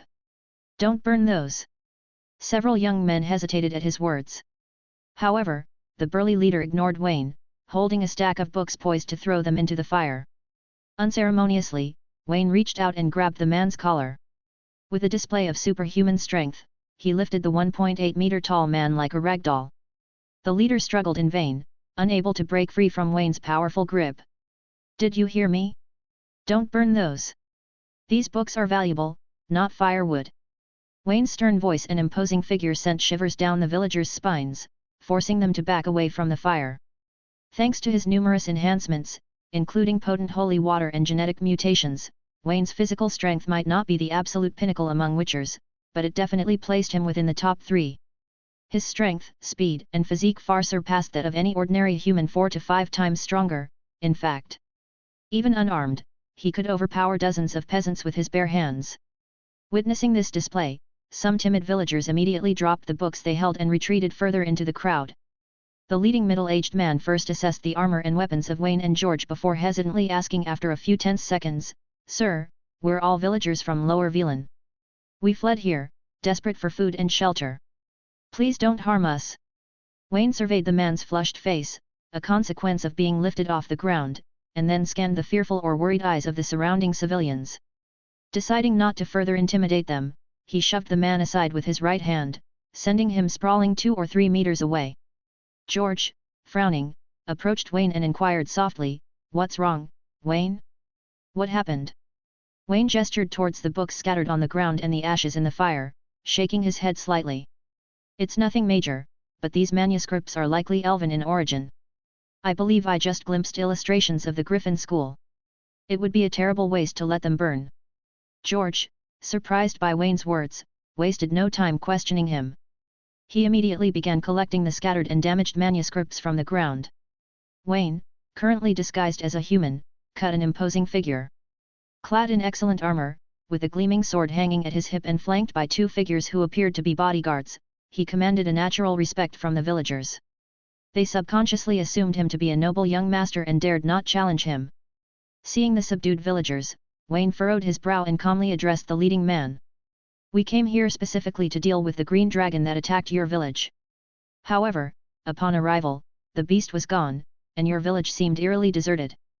That's how we found ourselves here." Hearing that Wayne and his companions weren't bandits but dragon slayers, the middle-aged man, Jeff, the village headman, felt a wave of relief. "My lord," he began with a smile, "I am Jeff, village head of Lower Velan. How can I be of service?" Wayne, assuming an air of arrogance, remained impassive. He knew these simple folks' trusting nature could be exploited. Unnecessary kindness could be misconstrued as weakness. He raised his voice slightly, imitating the speech patterns of nobles in noble circles. "Tell me, villagers," he boomed, "how did you discover this hidden passage? And how did you manage to evacuate the village so swiftly? Additionally, why did the green dragon attack, and where might it have gone?" Jeff, the village headman, stammered under Wayne's barrage of questions. Fearful of retaliation against his people, he responded with a troubled expression, "We have no answers, my lord. We don't understand why the green dragon targeted our village. Last night, after nightfall, a messenger from Lady Cynthia suddenly arrived at my doorstep," the village headman explained.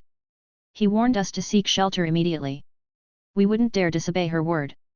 So, following her instructions, we fled to these elven ruins for the night. As for the green dragon you mentioned, we only saw it from afar, burning our village as we escaped. Fearful for our lives, no one dared to look back for long. The last we saw, it was flying towards the swamp's depths." Hearing that Lady Cynthia notified the villagers beforehand, Wayne furrowed his brow. If true, then those 3 sorceresses clearly had foreknowledge of the green dragon's attack on Lower Velan village. There's no smoke without fire, and these hags are likely the reason the dragon attacked. Unfortunately, without anyone witnessing the dragon's exact flight path, the trail has gone cold. Wayne turned to George, the Griffin Witcher, who had already gathered the manuscripts. He was examining one with a hint of excitement, presumably having found the diagram he had seen earlier. "Village chief," Wayne addressed him, "these people will undoubtedly struggle without water, food, or proper shelter. Why don't you send a few villagers back with George? The green dragon has likely flown away, so it's unlikely to return soon.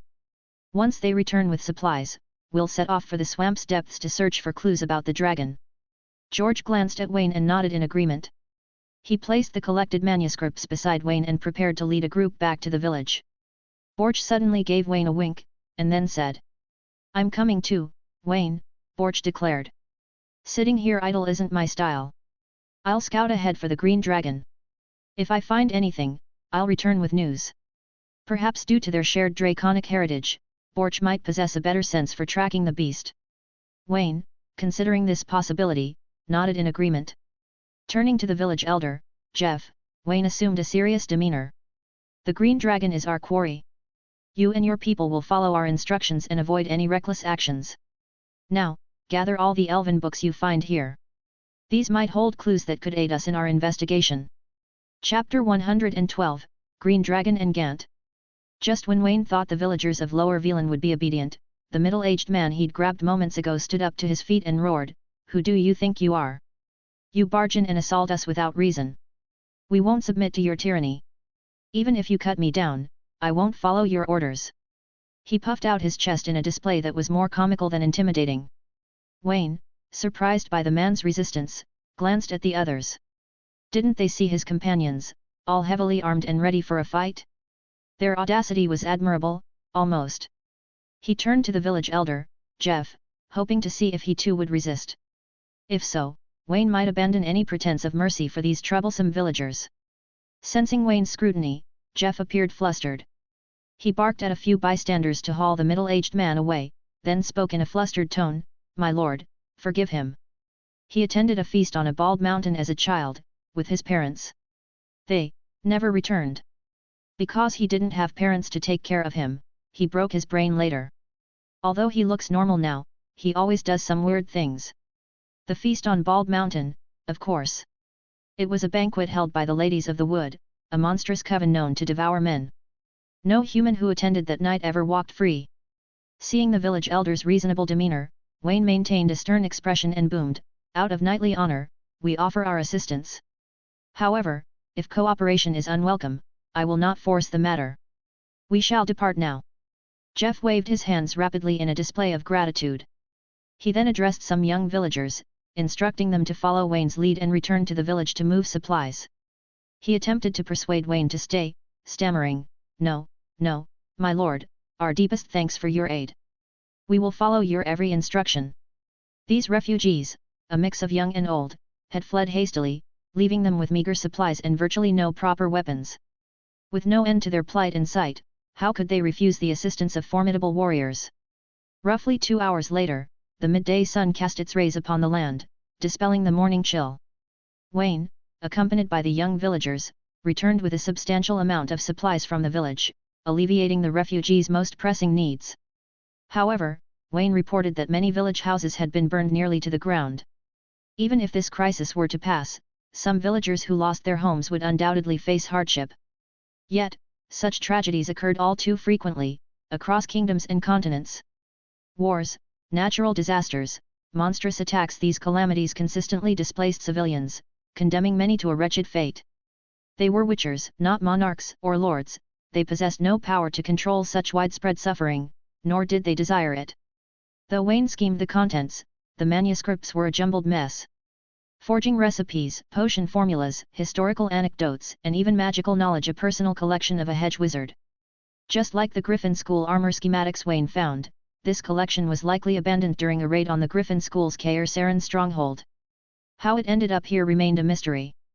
Furthermore, considering the swamp's humid environment, these specially treated books wouldn't have survived for millennia without magical protection. After discussing it, they concluded this elven ruin must have been a secret mage's holdout or hidden laboratory. These manuscripts were likely the mage's personal collection. Perhaps they perished in an accident decades ago, leaving the ruins vulnerable and open to anyone bold enough to enter. As spoils of this venture, Wayne decided to keep the originals, while George could copy or transcribe a few and share the spoils.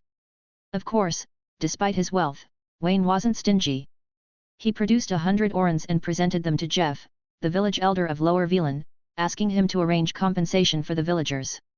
The reason for the limited sum wasn't just discretion. Excessive wealth attracts unwanted attention. More importantly, these manuscripts weren't the villagers' property.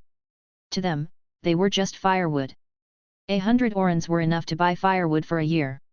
A cruel lord might not only refuse payment but also silence these villagers to keep the discovery hidden. Unsurprisingly, neither Jeff nor the villagers were scholars. They were ecstatic to trade 100 orens for what they considered kindling and even expressed gratitude. Jeff, taking the initiative, generously donated a significant amount of straw rope for binding the manuscripts and even assisted Wayne in packing them all. After another hour or so, as the villagers of Lower Velan began to light fires and cook within the ruins, Wayne heard a familiar draconic roar echoing from outside. It was the unmistakable call of villain Mirth. The villagers trembled in fear at the dragon's cry, but Wayne simply winked at George and exited the ruins together. No sooner had they stepped out than, before they could even see the golden dragon, Borch's voice resonated telepathically in their minds. "I've located the green dragon, it's miles away in a valley, but something seems amiss. I'll take you there." With that, Borch's golden form emerged from behind a large rock. Without hesitation, Wayne and George mounted the golden dragon's back, and they soared into the sky amidst the thunderous beating of wings. During the flight, Borch elaborated on the details he'd gleaned. It turned out that upon leaving the ruins, Borch transformed into his golden dragon form and scoured the swamp from the air for signs of the green dragon. Initially, his search yielded no results, but persistence paid off. After hours of relentless searching, he picked up the sounds of battle emanating from a valley. Upon flying over, he witnessed a green dragon under siege by a pack of monstrous harpy birds nesting in the valley. However, the situation was peculiar. A powerful dragon shouldn't fear such lesser creatures. Their talons wouldn't even breach the dragon's hide. Yet, this green dragon exhibited unusual behavior under attack. The green dragon seemed strangely blind, its attacks missing their mark by a wide margin. It offered no resistance, opting for a bewildering passive defense. This odd behavior prompted Borch to return to the ruins and seek Wayne and George. Neither George nor Wayne could explain the situation. They decided to fly to the scene firsthand to assess the situation. Borch's flight was swift. Within 20 minutes of setting their course, they arrived at the valley he described. However, the scene that unfolded before them differed significantly from Borch's account. The green dragon, roughly 10 meters long, while smaller than Borch's golden form, was considerably larger than his mate. Its physical characteristics indicated it was a male.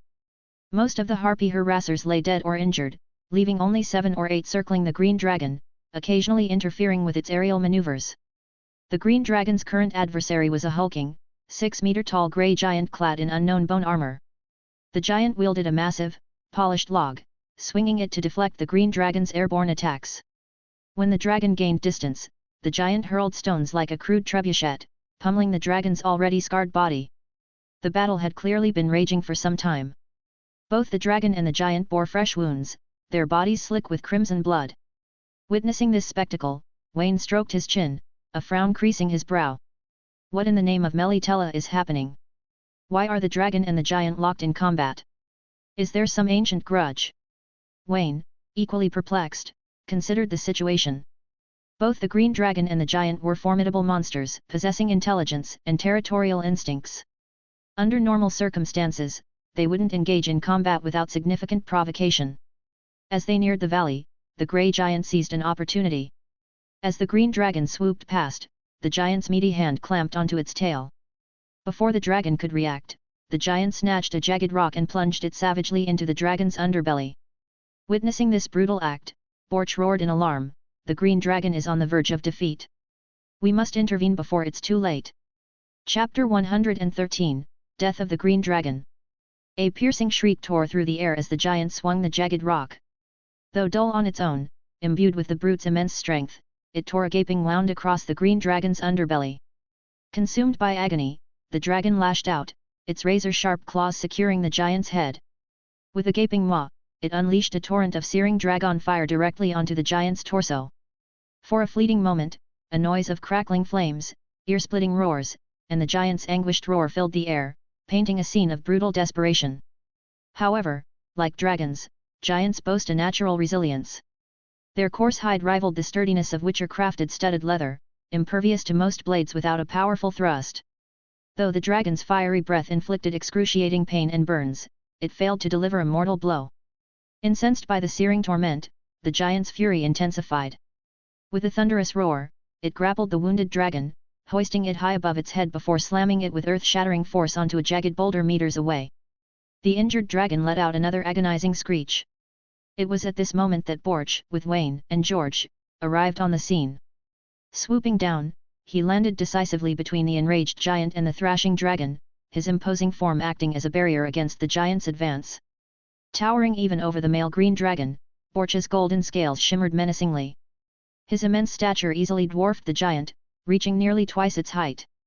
Meanwhile, Wayne, ever the opportunist, seized the chance as they descended. Leaping from the dragon back mid-air, he spotted a vulnerable harpy and with a swift, practiced motion, plunged his electric blade into its unguarded side. The searing electrum blade pierced the monstrous bird's back, ripping through to its chest. A burst of crackling energy arced outwards, transforming into a deadly chain lightning that struck the 6 nearby harpies with brutal efficiency. Lured by the opportunity of the wounded green dragon, these scavengers met their demise alongside, all collapsing to the ground. Wayne rolled to break the brunt of the fall. He squinted at the grievously wounded dragon. A gaping maw marred its abdomen, tearing through the hardened scales. Blood and flesh bulged outwards, exposing mangled organs. Even with powerful healing drafts, the creature's injuries seemed out of hand by any known medical means. However, the resilience of the draconic race ensured the beast wouldn't succumb immediately. On the other side, George, partnered with Borch, faced a ferocious brawl with the giant. Borch's majestic golden dragon, despite its immense size, displayed remarkable agility. Trained in combat by the formidable Zericonian warriors, Borch's fighting prowess far surpassed that of most dragons who relied solely on brute instinct. In this battle, Borch acted as both a living shield and a relentless attacker. While expertly dodging the giant's blows, Borch's dragon raked bloody gashes across the giant's flesh with its razor-sharp claws, swiftly drawing the enemy's focus. Seizing this opportunity, George, who had minimized his form through illusion magic and stalked the giant unseen, materialized in a flash beneath the lumbering beast. Despite his seemingly unassuming physique, Regis unleashed a burst of unexpected power. The masterfully crafted sword in his hand, honed to terrifying sharpness, sliced viciously at the inner socket of the giant's right knee. The giant's resilience was truly astounding. Even George's strength and the masterfully crafted steel sword could only pierce the outer hide and some muscle, failing to inflict a critical blow. The attack on the joint, however, did alert the beast. Bellowing in fury, it abandoned Borch, who had been drawing its attention. With a whip of its massive head, it swung a giant palm at George with surprising speed. Borch, seizing the moment, puffed out his cheeks. A plume of scorching orange dragon fire erupted from his maw, engulfing the giant's side and setting its hair ablaze. As a proud golden dragon, his flames burned far hotter than those of a green dragon. The searing heat elicited a primal scream from the giant. George, displaying remarkable agility, evaded the giant's grasping hand. With lightning-fast strikes, he landed several blows on the existing wound. With a final, satisfying snap, his blade severed the giant's right leg tendon and hamstring. The colossal beast crumpled to the ground, its immense weight no longer supported. Capitalizing on this moment, Borch coiled his tail, transforming it into a fearsome bludgeon. With a mighty swing fueled by his own momentum, he smashed the giant's face with brutal force. The impact sent the giant sprawling, seemingly unconscious. Dust settled, and the giant lay unmoving. George approached its head, his steel sword raised, its tip aimed at the creature's eye socket. He cast Wayne a questioning glance. "The giant is subdued," he declared. "Should we finish it, Wayne?"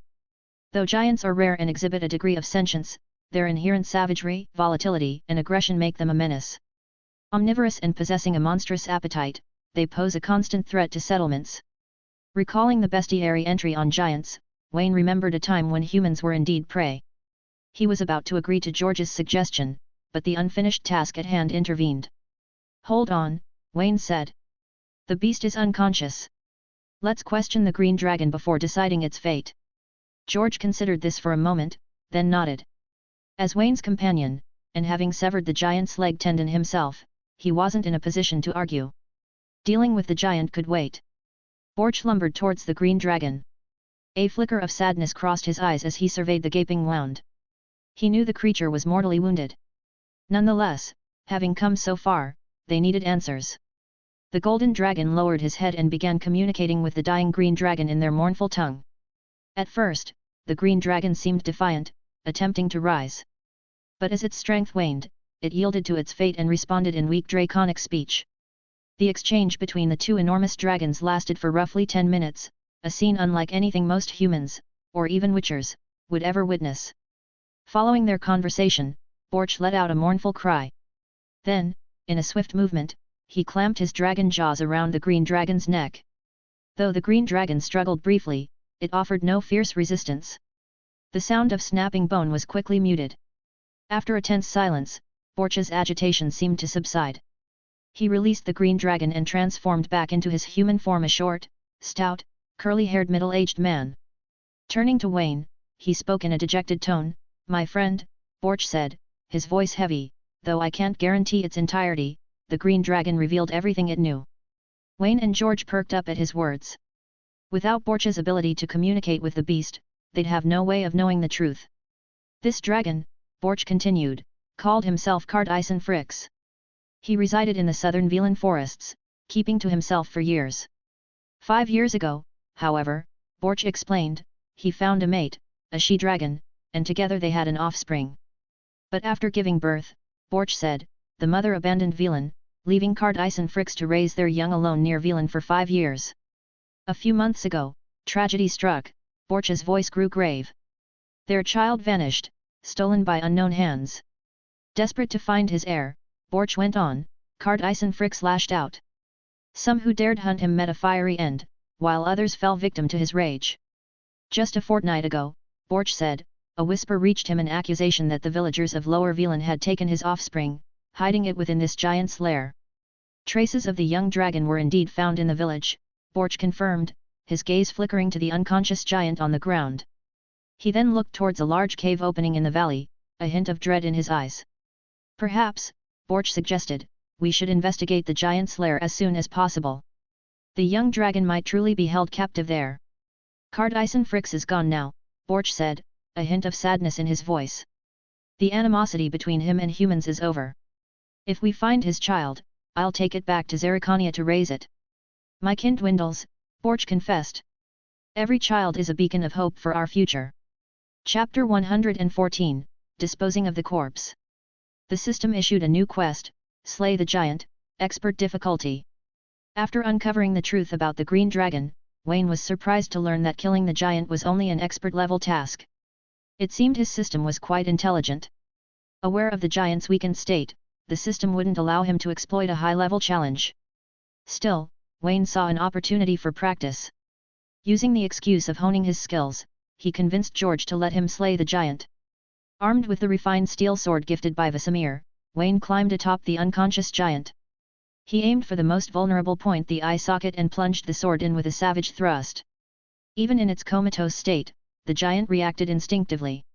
Impaled through the eye, it thrashed wildly, shaking its head and nearly bucking Wayne off. Undeterred, Wayne dug his feet in and furiously churned the blade, effectively destroying the brain tissue behind the giant's eye. This critical injury proved fatal, and the giant's struggle ceased as its life faded away. Excellent work, Wayne, George commended. For massive creatures like giants, conventional physical wounds are rarely fatal. Only attacks targeting the brain, eyes, throat, or vulnerable underbelly can inflict sufficient damage. With the steel sword in hand, George instructed Wayne on how to combat large monsters. He also explained the giant's anatomy and the potential uses of its organs and tissues. Ding! Slay the Giant quest complete. Received, expert level treasure chest, 32 experience points. The system's reward notification made Wayne sigh internally. Just as his frustration grew, George exclaimed in surprise, "This giant is carrying a red mutagenic substance. And it's a remarkably large one." Red mutagen? Wayne's initial shock was quickly replaced by interest. Mutation inducers are incredibly rare. The stronger the monster, the higher the chance it might possess one, but acquiring them overall is very difficult. Imagine them as the rarest and most valuable monster-derived materials, like the most potent herbs in alchemy. They offer exceptional benefits and have various applications. With the right recipes, they can be used to create powerful witcher decoctions or for other purposes. Even within the witcher schools, red mutagens are highly sought-after resources. George, a true Griffin School witcher, displayed remarkable integrity by offering the red mutagen to Wayne without hesitation. "Wayne," he explained, "you likely haven't used a mutagen inducer yet. When you return, bring it to your esteemed mentor and let him guide you on its use.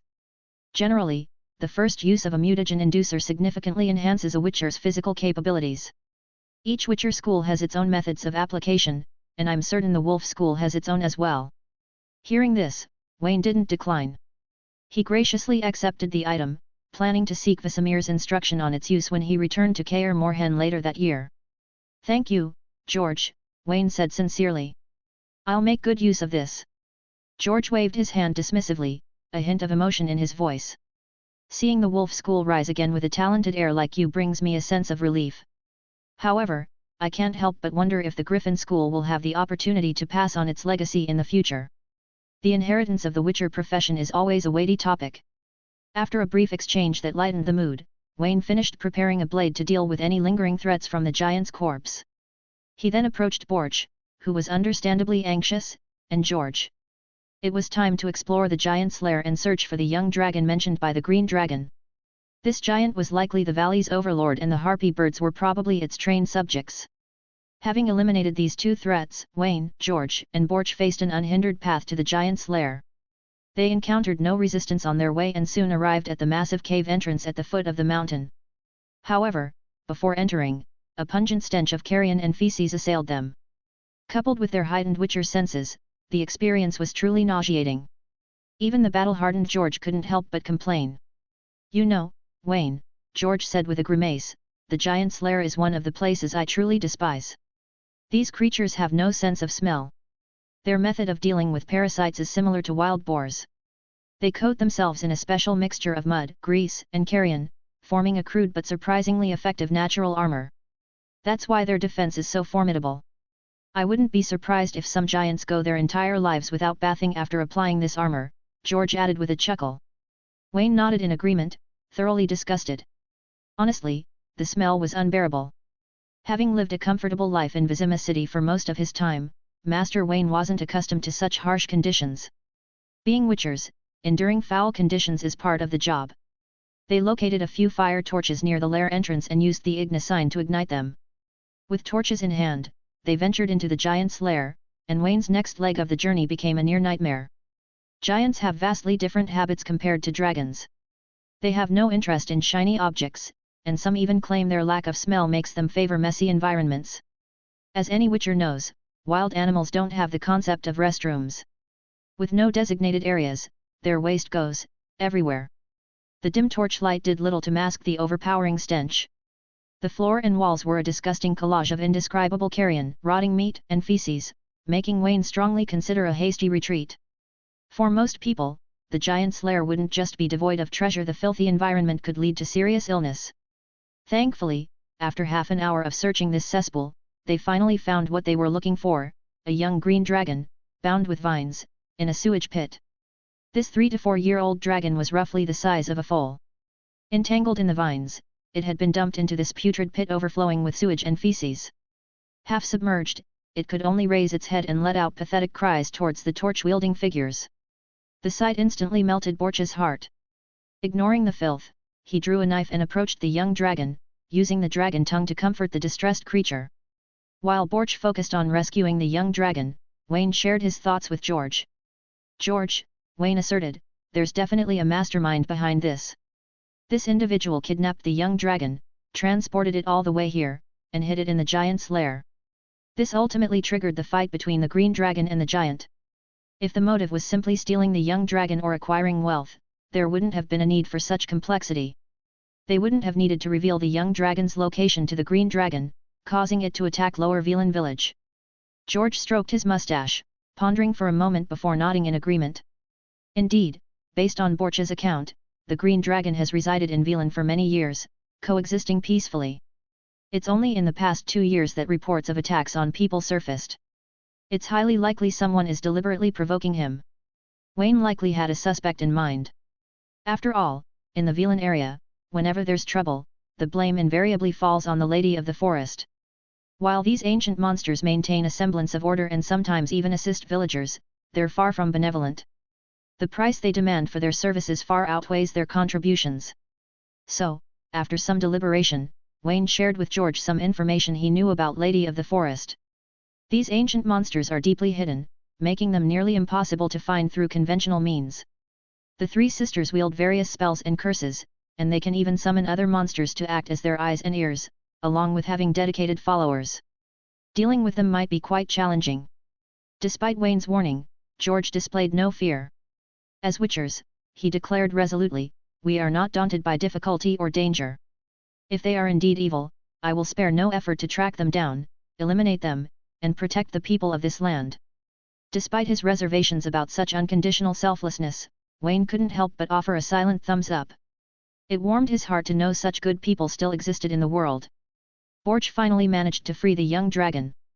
He gently pulled the creature from the muck, speaking to her in soothing tones of the dragon tongue while conveying the tragic news of her father's demise. The young one, though grieving, was still too young to fully grasp the concept of loss. After much persuasion from Borch, the two dragons finally reached an agreement. He informed Wayne that he would adopt the young female dragon, named Celia, and take her to Zerrikania to be raised by him and his mate. With such a young dragon in tow, it would be difficult for Borch to continue adventuring with Wayne. So, after expressing his gratitude to Wayne, Borch bid his farewells. He also generously declared the remains of the male green dragon to be Wayne and George's spoils. After the two humans and the two dragons emerged from the giant's lair, they found a clean water source and washed away the grime. Under Wayne and George's watchful gaze, the golden dragon Borch, cradling the young Celia in his claws, spread his wings and vanished into the azure expanse. As they were left standing there, the two witchers couldn't help but feel a newfound joy mixed with a touch of melancholy upon seeing the colossal green dragon carcass. Chapter 115, The Price of Protection. After a brief discussion, they decided George would remain in the valley to harvest the most valuable parts from the slain green dragon and giant. Meanwhile, Wayne would return to the human settlement to arrange transportation for the spoils. The only complication was traversing the swamp, a breeding ground for water wraiths, swamp hags, drowners, and other foul creatures. Having too many people involved could attract unwanted attention. Fortunately, they were situated about an hour away from the elven ruins and roughly 2 hours from Lower Velan village. If they could recruit enough help from the villagers, they could secure assistance in transporting the spoils. Regular villagers could complete the 1-hour journey in half the time. Wayne traversed the forest and swamp, dispatching several water wraiths along the way, before finally reaching the village nestled near the elven ruins. Upon entering the underground ruins, the villagers, including the village chief, Jeff, greeted him with initial surprise followed by a shift in expression, a mix of apprehension and awkwardness. Sensing this change, Wayne's face hardened. "What's happened, Jeff?" he inquired, his voice firm. Jeff nervously rubbed his palms together. However, under Wayne's stern gaze and the glimpse of his sword hilt, he mustered his courage and spoke. "My lord," Jeff stammered, "after you left, the villagers were terrified by the dragon's roars. They panicked, fearing the evil dragon had found this place. Some young folks are desperate to flee, clamoring to leave for other settlements. I tried to dissuade them, but their pleas grew louder and louder. Seeing no way to stop them, we were about to let them leave. Just then, a young man named Leon started an uproar. He declared that the books found here were their birthright and they deserved a share. He then rallied a few others to loot the manuscripts. Though I ordered my men to intervene, several youths managed to escape with books in their arms. We couldn't apprehend them in time." After listening to the village chief's explanation, Wayne felt a surge of frustration. What kind of leadership was this? If they truly intended to stop a few young people, how could they have let them walk away so easily? This story reeked of deceit. He suspected Jeff was afraid of retribution and planned to sell the manuscripts for personal gain. He glanced back at the corner where he'd stored the manuscripts. Indeed, nearly a third of the pile was missing. Thankfully, the most valuable ones were placed at the bottom. The ones taken were likely historical records or recreational reading materials. Still, this information was valuable. Sorcerers would gladly trade a hefty sum for such knowledge. He'd purchased these manuscripts with coin, and an agreement had been made. Yet, they vanished within a few hours of his absence. Borch's sudden arrival had forced a rushed departure, leaving no time to properly secure the elven artifacts. This incident solidified his belief the Velan area was truly a haven for thieves. Perhaps his earlier displays of reason and kindness were misinterpreted as weakness, emboldening these opportunists. Consumed by rage, Wayne stormed towards village chief Jeff and grabbed him. With a swift movement, he delivered a powerful blow to the man's stomach, leaving him doubled over in pain. Witnessing this scene, several villagers charged at Wayne, their motives unclear. However, they were woefully unprepared to face a witcher.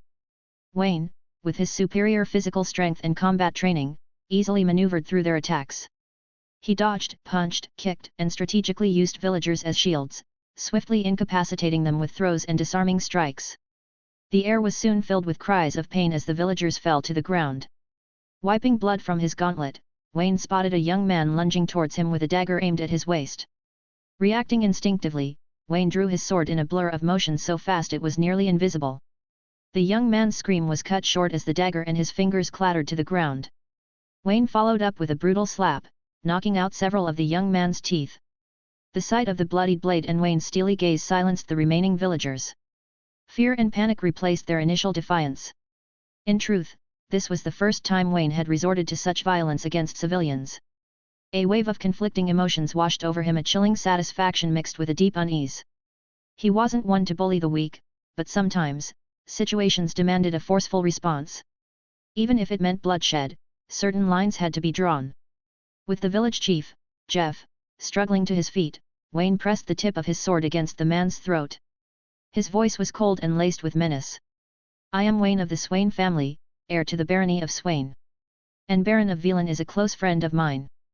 By order of His Excellency, Baron Swain," Wayne declared, his voice thick with anger, "I was tasked with slaying the fearsome dragon. Yet, you commoners dared to steal from me." The Swain family, though not the most prominent barons in Vizima city, held a respectable position. Wayne's imposing demeanor, a calculated act of a young, vigorous noble, served to intimidate these simple villagers. Indeed, in this feudal age, noble titles held far greater sway than any knight, bandit, or even a witcher. The cold steel pressed against Jeff's throat proved far less persuasive than Wayne's revealed lineage and his supposed friendship with Baron Velan. Hearing Wayne's claim to nobility and his association with Baron Velan, Jeff immediately crumbled, dropping to his knees. Witnessing this, several other villagers followed suit, overcome by a mixture of fear and respect. Undeterred by their display, Wayne continued his stern warning, his voice laced with menace. Listen well, commoners. I grant you 3 days to return my stolen property. If I return to Lower Vallon village in 3 days' time and find any thieves lingering, Baron Velan will issue an arrest warrant. The punishment for such thievery is hanging. With that pronouncement, Wayne grabbed Jeff by the collar, hauling him close. His voice remained heavy with anger. Now, mark my words, ungrateful villagers. I have slain the Green Dragon, freeing your village from its menace.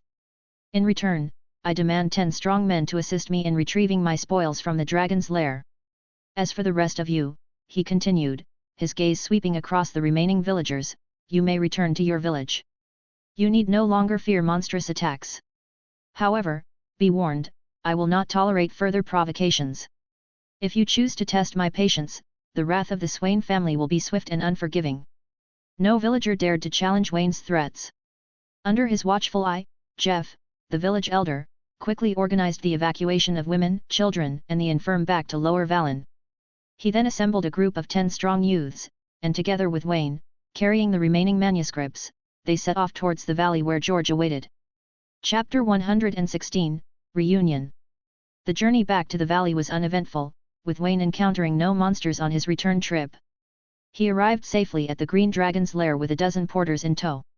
By the time he and George met, the corpses littering the valley dragon, giant, and other monstrous creatures were already mostly dismantled. George had meticulously collected valuable materials like dragon hides, tendons, claws, teeth, and the rebreathing sac, the most prized organ within a dragon, responsible for its fire breath. Giant bodies are generally less valuable, with only their eyeballs considered particularly rare. Unfortunately, Wayne had damaged one in the fight. However, the mutation-inducing substance he extracted from the giant's body held even greater worth. Despite the weight hundreds of kilograms of materials ideal for crafting weapons, armor, and potions, the porters didn't dare complain. The sight of the 2 colossal corpses before them, along with village elder Jeff, left them all terrified. With no first-hand experience against such creatures, they could only imagine the fearsome beasts Wayne and George had faced. This dragon, nearly 10 meters long and weighing over 10 tons, boasted razor-sharp claws and teeth, along with the terrifying ability to breathe fire. For these villagers, whose only knowledge of dragons came from legends, the sight was enough to send shivers down their spines. The experience also instilled a deeper fear of Wayne's strength in the villagers. They realized the disguised young noble was far beyond their reach. In their eyes, he could likely wipe out their entire village single-handedly. This fear, coupled with the mystery surrounding Wayne's true identity, kept the villagers unusually obedient. It seems that for troublemakers like them, a strong fist speaks louder than kind words. By the time Wayne finished dealing with the aftermath and returned to Vizima, 5 days had already passed. The thugs in Lower Vallon village, surprisingly well informed, avoided any trouble this time. Gone were the harassing tactics they employed during Wayne's previous visit. They even returned the supposedly lost elven manuscripts. Whether the manuscripts had been copied remained unclear. However, village elder Jeff, much like a legendary honest man, gathered some villagers to express their gratitude to Wayne and George. Their praise was effusive, even going so far as to propose erecting a statue in their honor to memorialize their service in slaying the dragon and saving Vallon village. While Wayne scoffed internally, he maintained a composed exterior and simply collected his belongings before departing. After returning to Vizima, George only stayed at his place for 2 days. He spent that time transcribing a portion of the manuscript, particularly the section on Griffin school equipment. True to his Witcher nature, driven by kindness and a strong moral compass, George wouldn't settle for a comfortable life like Wayne. He craved adventure and purpose, choosing to venture into remote areas and undertake perilous contracts without expecting anything in return. This dragon hunting mission exemplified his character. From beginning to end, he only accepted the pre-agreed reward of 1,000 oren. He had no interest in any other spoils, except for the right to copy the elven manuscript as promised. In contrast to George's selfless pursuit, Wayne's experience proved fruitful. He not only gleaned valuable knowledge, combat skills, and historical secrets from his Griffin school master but also completed several high-level missions through the master's task system. These missions yielded significant experience points and treasure chest rewards. Most importantly, Wayne forged a bond of friendship with the Griffin schoolmaster. This connection allows him to seek help through letters or other means in the future. Unfortunately, luck wasn't on his side when he opened the treasure chests he accumulated during his lucky July. None of the chests, whether the master or expert level, contained anything particularly valuable. The master chest only yielded over 1,000 gold coins, while the expert chests offered a set of consumable equipment, 20 explosive arrows. These arrows, a specialty of Amazonian female warriors, detonate upon contact with an enemy, causing severe implosion damage and destroying the enemy's body. Despite the lack of impressive loot, the mission experience successfully boosted Wayne's Witcher level to 7. Wayne. Occupation, Witcher. Level, 7, 223/700 EXP, Ability Points, 7. Attributes. Strength, 27. Dexterity, 32. Constitution, 29. Spirit, 32. Skills. Swordsmanship, level 5. Signs, level 8. Gene mutation, level 5. Gwent, level 5. Special bloodline, ancient blood, weak, unawakened, requires 10 ability points to activate. Subsidiary skills. Archery, level 2. Cooking, level 6. Planting, level 3. Alchemy, level 4. Writing, level 3. Blacksmithing, level 4. Following his farewell to George, Wayne settled into a relatively stable routine in Vizima for the next few months. He disguised himself as a human using enchanted camouflage glasses. To most, he appeared as a powerful mercenary, perhaps a young noble with a wealthy background. Over these months, Wayne focused on honing his secondary skills beyond completing daily low-level Witcher contracts and visiting the sorceress. He successfully raised alchemy, blacksmithing, and herbalism to level 5. However, he opted to hold off on unlocking skills and specializations within these trees, choosing to reserve his ability points for the moment his ancient blood could be awakened. This strategy depleted his mission rewards. By the time his secondary skills reached level 5, he barely had 1,000 Oren remaining. The materials acquired from Velan were also heavily utilized. Under the guidance of Master O'Henry, the rare dragon hide, teeth, claws, and bones were transformed into highly practical finished equipment, now stored in his warehouse. The elven manuscript and the green dragon's rebreathing sac, two invaluable items, weren't bartered with his sorceress acquaintances, Kira and Triss. Instead, he kept them hidden, meticulously copying and studying them. He envisioned using these rarities as bargaining chips in the future, perhaps when seeking the aid of sorceresses to explore the underwater city beneath Lake Vizima. Unfortunately, unlike the video game, magic nodes, Circle of Elements, didn't exist near Vizima City. Unfortunately, unlocking the special abilities of his ancient blood or specializing in his secondary skills required patience and the ability points earned through leveling up. There were no shortcuts. Time, as always, flowed relentlessly. October arrived, and a chill descended upon the north, signaling the long winter's embrace. This region, known for its harsh climate, would soon see most countries blanketed in snow, rivers frozen solid, and flowers and grasses withering. The world would enter a state of dormancy. This period also marked the return of all the Wolf School Witchers. True to form, before Wayne's wait stretched too long, Gerald of Rivia appeared at his doorstep.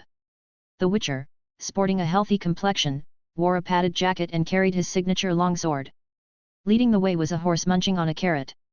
Chapter 117, The Return Journey. In the warmth of Wayne's dining room, two Witchers from the Wolf School sat hunched over a steaming pot of stew.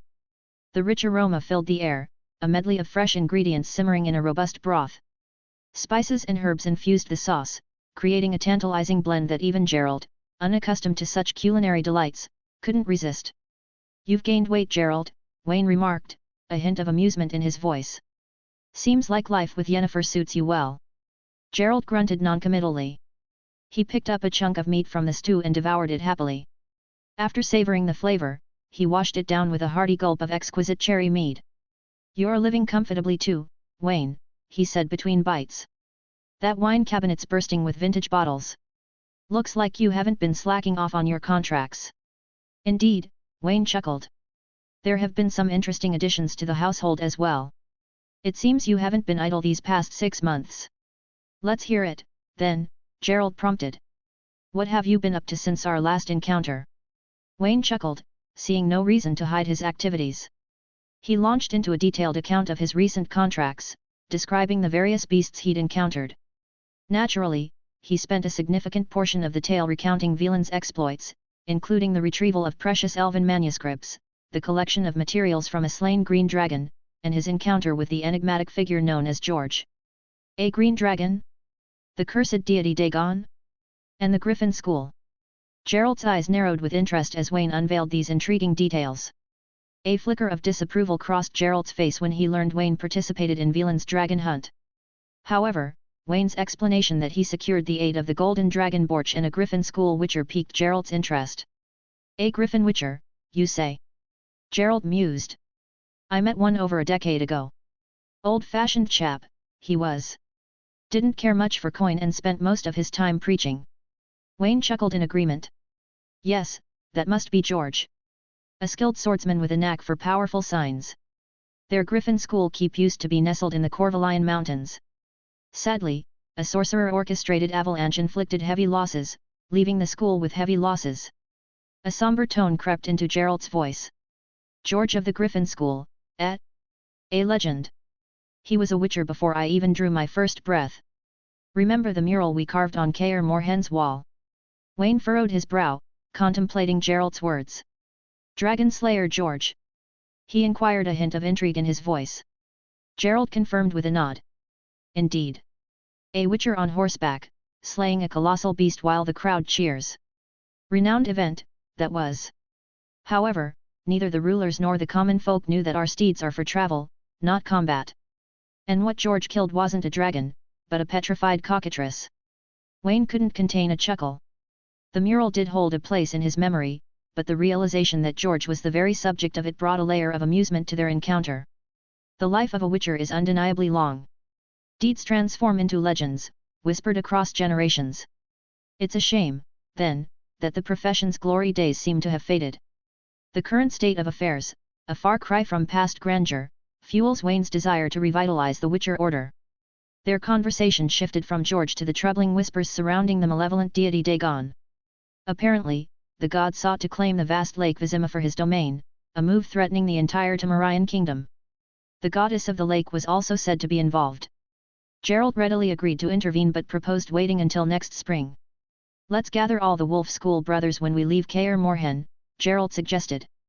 We can even join forces with George from the Griffin School. With 4 or 5 skilled witchers, even a powerful deity like Dagon shouldn't stand much of a chance against a united front. Wayne readily agreed, his plan differing only in the inclusion of a few sorcerers for added magical support. They continued their fun, a delightful blend of food, drink, good-natured boasting, and playful teasing. Gerald, having devoured the entire pot's contents, stretched contentedly. While life with Yennefer offered love solace, it was amongst his brothers that he could truly unwind, shedding pretense and revealing his genuine self. Winter is approaching, Gerald announced, a hint of urgency in his voice. We should head back to Kaer Morhen soon before the mountain pass gets blocked. Wayne agreed. 9 months away had left him yearning for the familiar faces of Vesemir and the other Wolf School brothers. He also harbored plans with his newfound wealth and exceptional crafting materials like dragon hide and keel to bring back some well-deserved gifts for each brother. Returning to Kaer Morhen wasn't an immediate affair. The dilapidated castle needed restocking, echoing the preparations of past years. Unlike Gerald and other witchers, Wayne still had loose ends to tie up in Vizima. He had 2 days to bid farewell to his friends, promising a return next spring to ease their disappointment, particularly Kira's. They weren't romantically involved, but their frequent gatherings over the past 6 months had fostered a certain closeness. Kira grumbled internally, forced to reevaluate their connection in Wayne's absence. A few days later, Wayne and Gerald returned to the city, laden with supplies and gifts. Their mounts, under the weight of their bounty, resembled pack horses. Leaving his house in the capable hands of the earth godling Lala's family, Wayne said goodbye to Vizima and retraced his steps towards Kaer Morhen. This return journey was a stark contrast to their arrival. Unburdened by a mission, their pace was swifter. Mounted on Lucifer, Wayne, alongside Gerald, reached the port town of Flotsam in a single day. They bypassed the town, heading straight for the docks. Captain Vesker, a Skellige stalwart as imposing as a grizzly bear in his fur coat, awaited them. Their previous collaboration had been fruitful, and this time, Vesker had reserved the 2 finest cabins for his Witcher passengers. Additionally, fueled by a year of honing his skills, Vesker eagerly challenged Wayne to a Gwent rematch, determined to avenge his earlier defeat. Of course, any hope of besting Wayne in Gwent was a fool's errand. Despite a merciful hand, Wayne defeated Captain Vesker and his crew, securing a bounty of unique Skellig wares in the process. Geralt, however, wasn't as fortunate. Vesker, his card play honed to a razor's edge after a year of practice, relieved Geralt of a hefty sum of orens.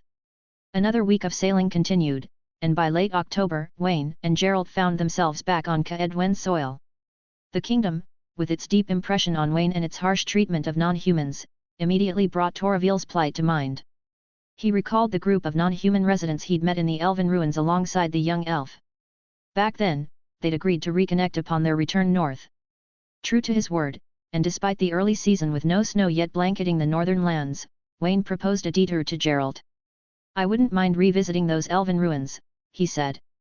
Geralt readily agreed after a moment of thought. They navigated Kaedwen cautiously, avoiding human settlements notorious for their prejudice against non-humans. Following their original path, it took a few more days to reach the vicinity of the elven ruins, nestled within the familiar forest. As they rode their steeds towards the large karst cave etched in their memory, a voice, filled with pleasant surprise, echoed from a nearby tree.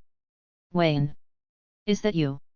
Before they even neared the cave entrance, a slender, beautiful elf maiden with dark braids, clad in a fur coat, gracefully descended from the branches. It was Toruvil, her face beaming with joy after months of separation. Chapter 118, Francesca's Invitation. Led by Toruvil, Wayne and Geralt ventured once more into the elven ruins nestled within the forest. After navigating the maze-like caverns, they encountered the resident non-human population again. What struck Wayne was the dramatic increase in their numbers compared to their initial visit earlier that year. The number of inhabitants had likely doubled or even tripled. Notably absent were the children and elderly who previously resided in makeshift linen tents. Instead, the elves now dwelled in a cluster of simple wooden houses, constructed with lumber harvested from the surrounding woods. A striking transformation was also evident in the elves' demeanor. Gone were the earlier displays of weakness, hesitation, and fear. In their place, a vibrant spirit burned brightly, suggesting a newfound resolve and willingness to fight for their cause. Wayne, ever the pragmatist, saw no need for secrecy. His gaze swept across the revitalized settlement as he turned to Toruvil. "Your people seem to have grown in number and spirit. Are non-humans routinely persecuted in Kaedwen?" Instead of offering a direct response, Toruvil swiveled her head to acknowledge Geralt trailing behind them. A hand brushed against her glossy black braids as if in contemplation. Sensing her unspoken concern, Wayne was about to vouch for Geralt's trustworthiness when the Witcher strode forward. "Commander Toruvil," he began, "may I inquire? Is the dwarven blacksmith, Morhen, whom I encountered on our previous visit, still residing here? The fellow relieved me of a hefty sum of orens during our last meeting, a debt I haven't forgotten." Toruvil met his gaze briefly before offering a soft reply. "Indeed, Witcher. He currently serves as our camp quartermaster. You'll find him in the log cabin adjacent to the central bonfire." Geralt, upon receiving Toruvil's answer, wasted no time. He acknowledged Wayne and Toruvil with a curt nod and marched towards Quartermaster Morhen's cabin. Wayne considered calling him back, but knowing Geralt's aversion to idle chatter, he relented. After Geralt's departure, Toruvil fell into thoughtful silence for a moment before addressing Wayne. "These are all warriors," she explained, gesturing to the surrounding elves, "prepared to remain in the Kaedwen and fight for the liberation of our kin. As for the elderly and children, we have relocated them to a secure haven within the Valley of Flowers. We've been actively seeking ways to expand our rescue efforts," Toruvil continued, "and your advice proved invaluable. We've established a dedicated unit that discreetly employs bribery, purchase, and even mercenary contracts to free captured non-humans." Wayne furrowed his brow. A flicker of unease crossed his mind. In his recollection, the elven ruler of the Valley of Flowers had fallen victim to a power struggle, leaving the elves without a true leader ever since. This precarious situation continued until sorceress Francesca ascended the elven throne. During that period, the Valley of Flowers could hardly be considered a safe haven.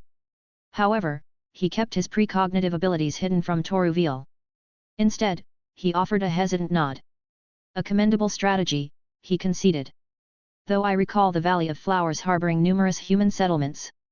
Elves likely constitute a smaller portion, with most forced to dwell within the surrounding forests and mountains. Toruvil acknowledged his point. Indeed, she confirmed. Though renowned as the last bastion of free elves, the Valley of Flowers currently falls under the control of King Demavend of Edern. He has been systematically displacing human populations into the elven domain, encroaching upon their forests and claiming their lands to construct human settlements. This, of course, serves the sole purpose of constricting the free elves' territory. However, unlike the domesticated elves and half-elves residing within cities, the free elves of the Valley of Flowers are the inheritors of the ancient elven kingdom spirit. They are the most rebellious and undoubtedly the most formidable elven faction. Their relentless efforts, Toruvil explained, were the sole reason the elves hadn't entirely lost their foothold in the north. This defiance served as a potent message to the human kingdoms the elves were far from helpless. The trust Toruvil placed in Wayne was evident. After a moment's deliberation, she decided to share a secret. Wayne, she began, lowering her voice, we've established contact with a figure of considerable influence within the Valley of Flowers. This benefactor facilitated the evacuation of our elders and children. Additionally, elite soldiers from the Valley of Flowers have been dispatched to train our forces and provide vital supplies, bolstering our resolve against Kaer Morhen.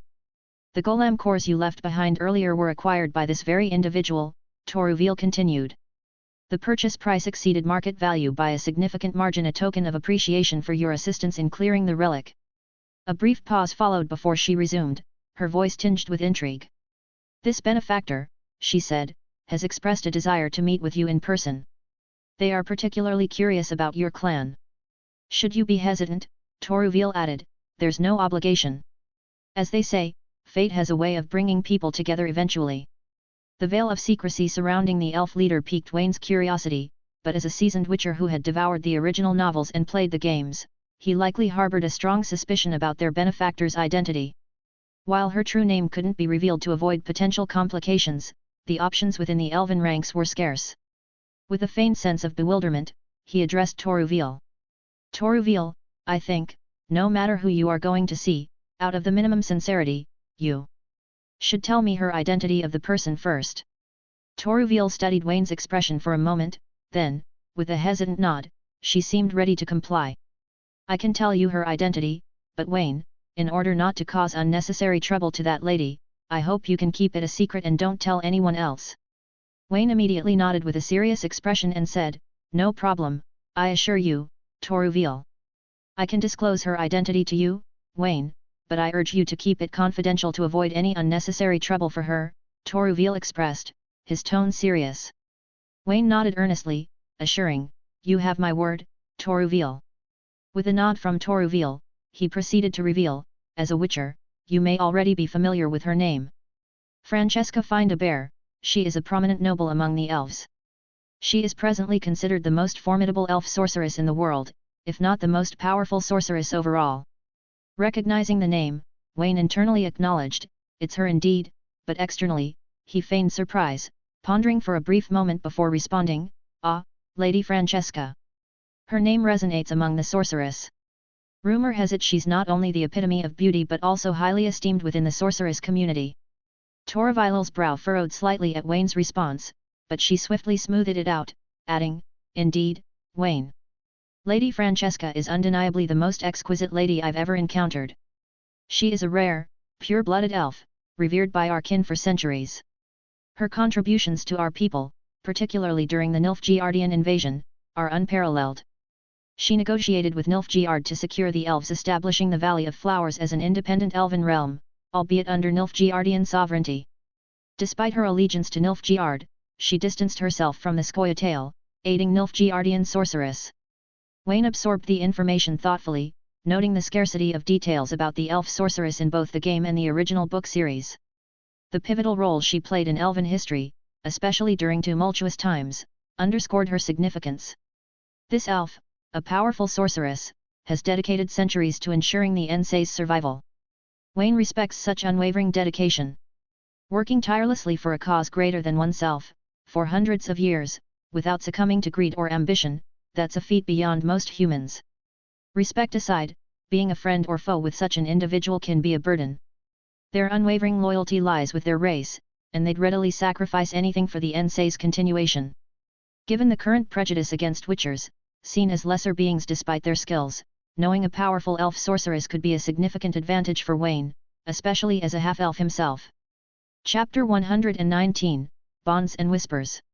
When Wayne accepted Toravil's invitation and arrived at the camp to find Gerald, he encountered a surprising scene. The famed White Wolf stood amidst a group of young non-humans, a cheerful grin plastered across his face. Opposite him, the big-nosed dwarf, Horton Chivi, reluctantly surrendered his coin pouch, frustration etched on his features. Apparently, Gerald's year of honing his Gwent skills in the Northern Kingdoms, coupled with some rare cards he'd cheekily borrowed from Wayne, had allowed him to exact sweet revenge and finally defeat Horton, his first Gwent mentor. The surrounding onlookers, fellow Gwent enthusiasts, erupted in cheers for Gerald's victory, captivated by the thrilling duel. Observing the lively atmosphere, Wayne opted not to intrude. He figured spending time with the beautiful Toruvil would be a more enjoyable way to spend the evening. Introverted by nature, Wayne wasn't exactly shy, but he did prefer the company of those he already knew. It had been the same back in Vizima. He only accepted contracts introduced by acquaintances or those that felt personally significant. Dusk was settling when Wayne found Toruvil again. She was in her room, engrossed in a book by the soft glow of an oil lamp. Surprised by his return, she set down the book, offered him a stool, poured him another cup of fragrant flower tea, and inquired about his day. "Is there anything else I can help you with, Wayne?" Wayne shifted in his chair, scratching his cheek with a hint of awkwardness. "The camp's bustling with new faces, and I hardly know any of them. Honestly, your company is the only comfortable place I find here." Toravil's surprise was evident. Did she misinterpret his words? A rare, shy smile touched her usually serious features. Rising, she retrieved a metal pitcher from her bedside table. "Care to try more of my secret cider, Wayne? Picked these apples myself from the White Orchard Valley. Tastes even better than last time." "Actually," Wayne began, "after our conversation a while back, things have been on my mind. I had a lot I wanted to discuss with you again." He couldn't shake the feeling that a seductive undercurrent flowed beneath Toravil's words whenever she spoke. He was no longer a novice witcher and understood the implications. After a moment's deliberation, he decided not to decline. Toruvil, slender and graceful as a panther, exuded an undeniable elven allure that few men could resist. He countered by producing his own magical flask, shaking it playfully at her. "I happen to have some exquisite Toussaint red wine here. How about we take our time, enjoy the drinks, and talk?" "Perfect," Toruvil chuckled, discarding the fur coat she wore, revealing pale skin and a white silk blouse.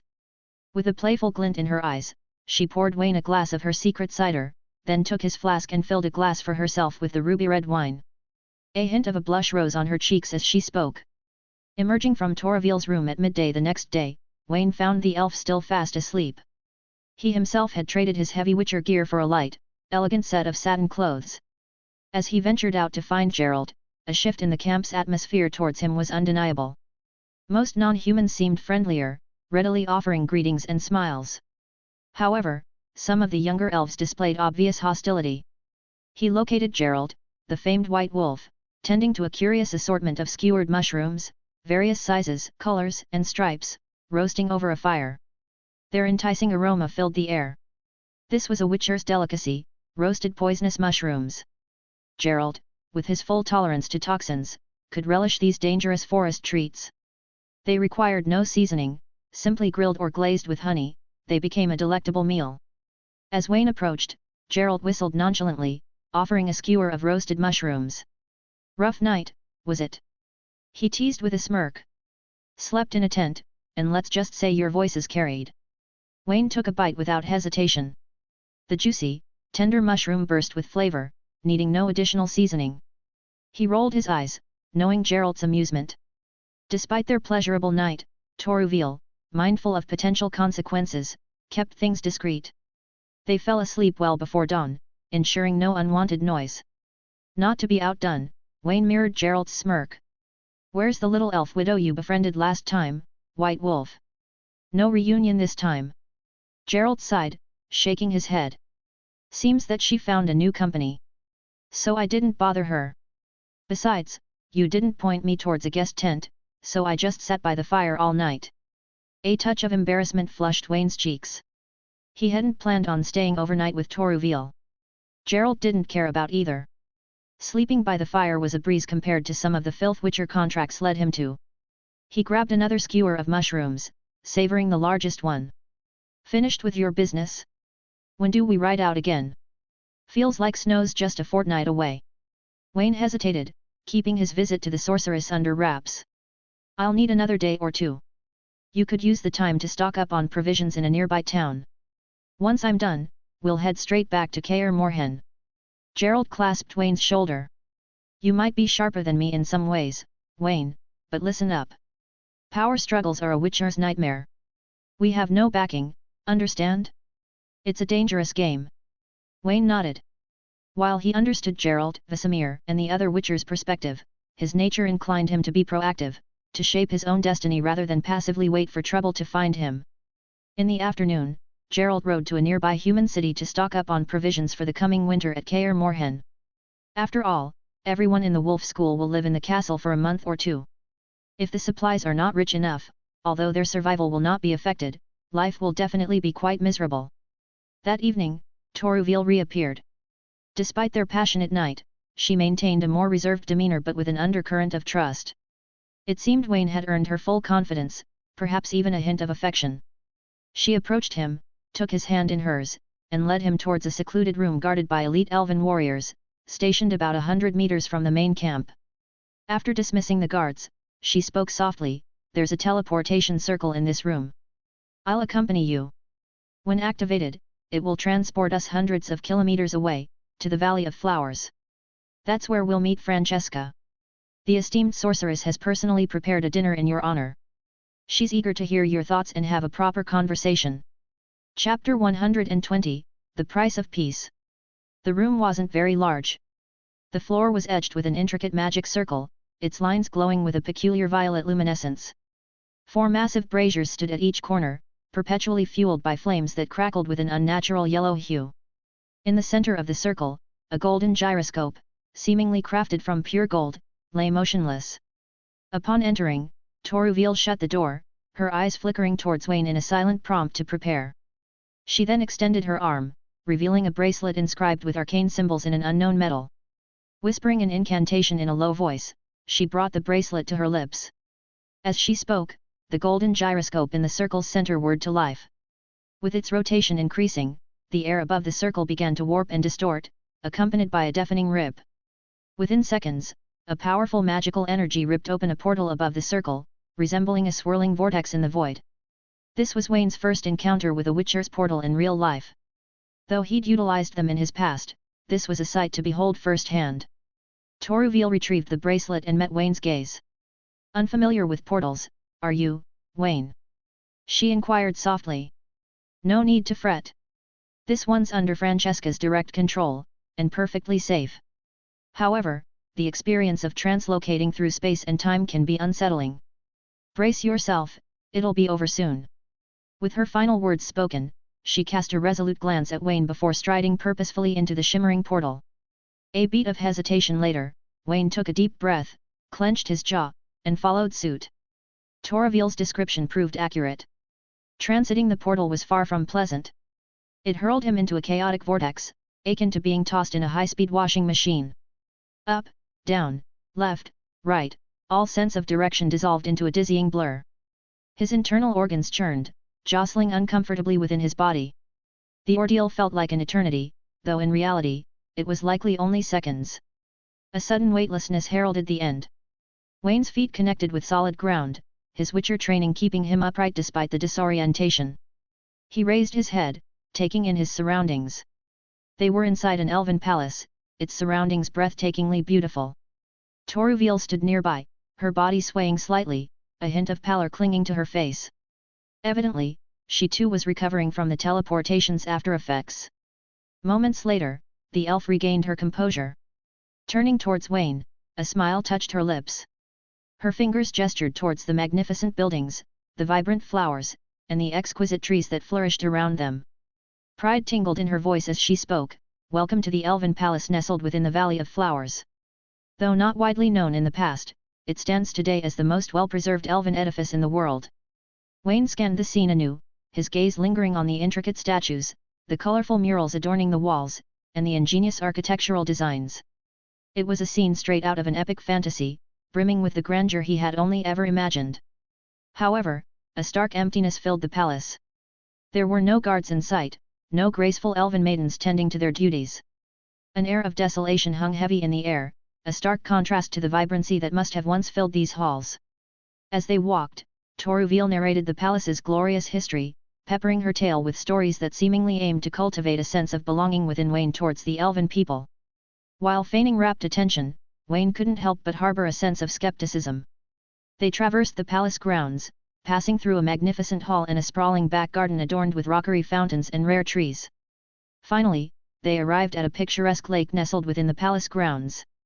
Even before reaching the lake, an ethereal melody, played on an elven flute, reached Wayne's ears. The music held an epic quality, its long, lingering notes weaving a tale of resilience, the rise and fall of a civilization, its struggle to rebuild a glorious kingdom from the ashes of devastation. Following the melody, they found an exquisite gazebo. Within, an elven sorceress, breathtaking in her beauty, sat on a long chair, her long, dark golden hair cascading down her back. Dressed in a flowing white gown, she played the haunting tune with an air of deep concentration. Her sky-blue eyes held a wisdom that belied her youthful appearance. Francesca, the most powerful sorceress of her time, seemed frozen in time, radiating an otherworldly aura that set her apart from the mortal realm. The music ceased, and a hush fell over them. Wayne exhaled a sigh, captivated by the lingering melody. Before he could voice his appreciation, the sorceress turned her gaze towards them. Her voice, melodic and pleasant, filled the air. "Welcome, Toruville. And this, I presume, is the Witcher." Setting down the flute, she gestured towards a table laden with delectable dishes beside her. "I've had some elven delicacies prepared. Please, join me for a meal and conversation." Toruville bowed respectfully, and Wayne, finally regaining his composure, followed him into the gazebo. The table wasn't overflowing with dishes. A plate held an unfamiliar fish, accompanied by a clear broth, a selection of vegetables, and various fruits. Though the portions appeared light, a delightful aroma emanated from them. To Wayne's surprise, an even more captivating scent wafted from Francesca herself. It was a unique blend, both light and alluring, reminiscent of wild flowers and the crisp air of dawn. It was the kind of fragrance that inexplicably heightened one's senses. Before anyone touched their utensils, Toruville reached for a bottle of elven wine and poured a glass for each of them. Francesca offered a soft word of thanks to Toruville, then turned her clear blue eyes towards Wayne. "Forgive my limitations, Wayne," she spoke softly. "Elven cuisine tends towards subtlety, but I assure you, the flavors are quite rewarding." With that, Wayne politely agreed, acknowledging the unfamiliar yet intriguing taste. Compared to the hearty fare of fish and meat he was accustomed to, these dishes were indeed lighter but still possessed a unique freshness. As they dined, conversation flowed primarily around the current state of the elves and the Valley of Flowers. While Francesca exuded an air of detachment, befitting a sorceress of her age and power, her knowledge far surpassed that of any ordinary person. Her speech was clear and well organized, punctuated by occasional light-hearted remarks that dispelled any awkwardness. After a few minutes, Wayne settled into the rhythm of the conversation, readily sharing his own thoughts and observations. He spoke candidly about his perspective on the elves and the human kingdoms, particularly the ongoing oppression faced by non-human races. He didn't mince words. There is no way to do this, and it is impossible to obtain the understanding of the humans through peaceful means. Elves and other non-humans are inherently disadvantaged, both in population and reproductive rates. Decades of oppression have left most elves apathetic, unwilling to resist without facing dire threats. It's not that they lack the will to fight, but they lack a leader, a guiding force. Every race deserves a chance at a better life, but humans accustomed to exploiting non-humans won't relinquish that power easily. Chapter 121, Ambition. After listening to Wayne's proposal, Francesca Tilney took a sip of her elderberry wine, her brow furrowed in contemplation for several moments. "Your words hold weight, Wayne," she finally conceded. "We cannot rely on the benevolence of humans. Our people live under their watchful eyes, like livestock awaiting slaughter, vulnerable to their whims at any moment." A pained expression flickered across Francesca's beautiful face as she met Wayne's gaze. "However, Wayne," her voice dropped to a whisper, "altering the current dynamic is no easy feat. High-ranking humans are neither ignorant nor indifferent towards non-humans, as you might believe. They, like witchers themselves, are cunning and calculating, keenly aware of their adversaries. Whether non-humans or witchers, the harsh societal climate they face is a direct consequence of their perceived intentions. Any large-scale action on our part would be swiftly detected by humans, prompting a brutal retaliation. Consider the countless historical tragedies non-human races wiped from existence after millennia under human rule. Francesca's voice softened, a hint of despair creeping in.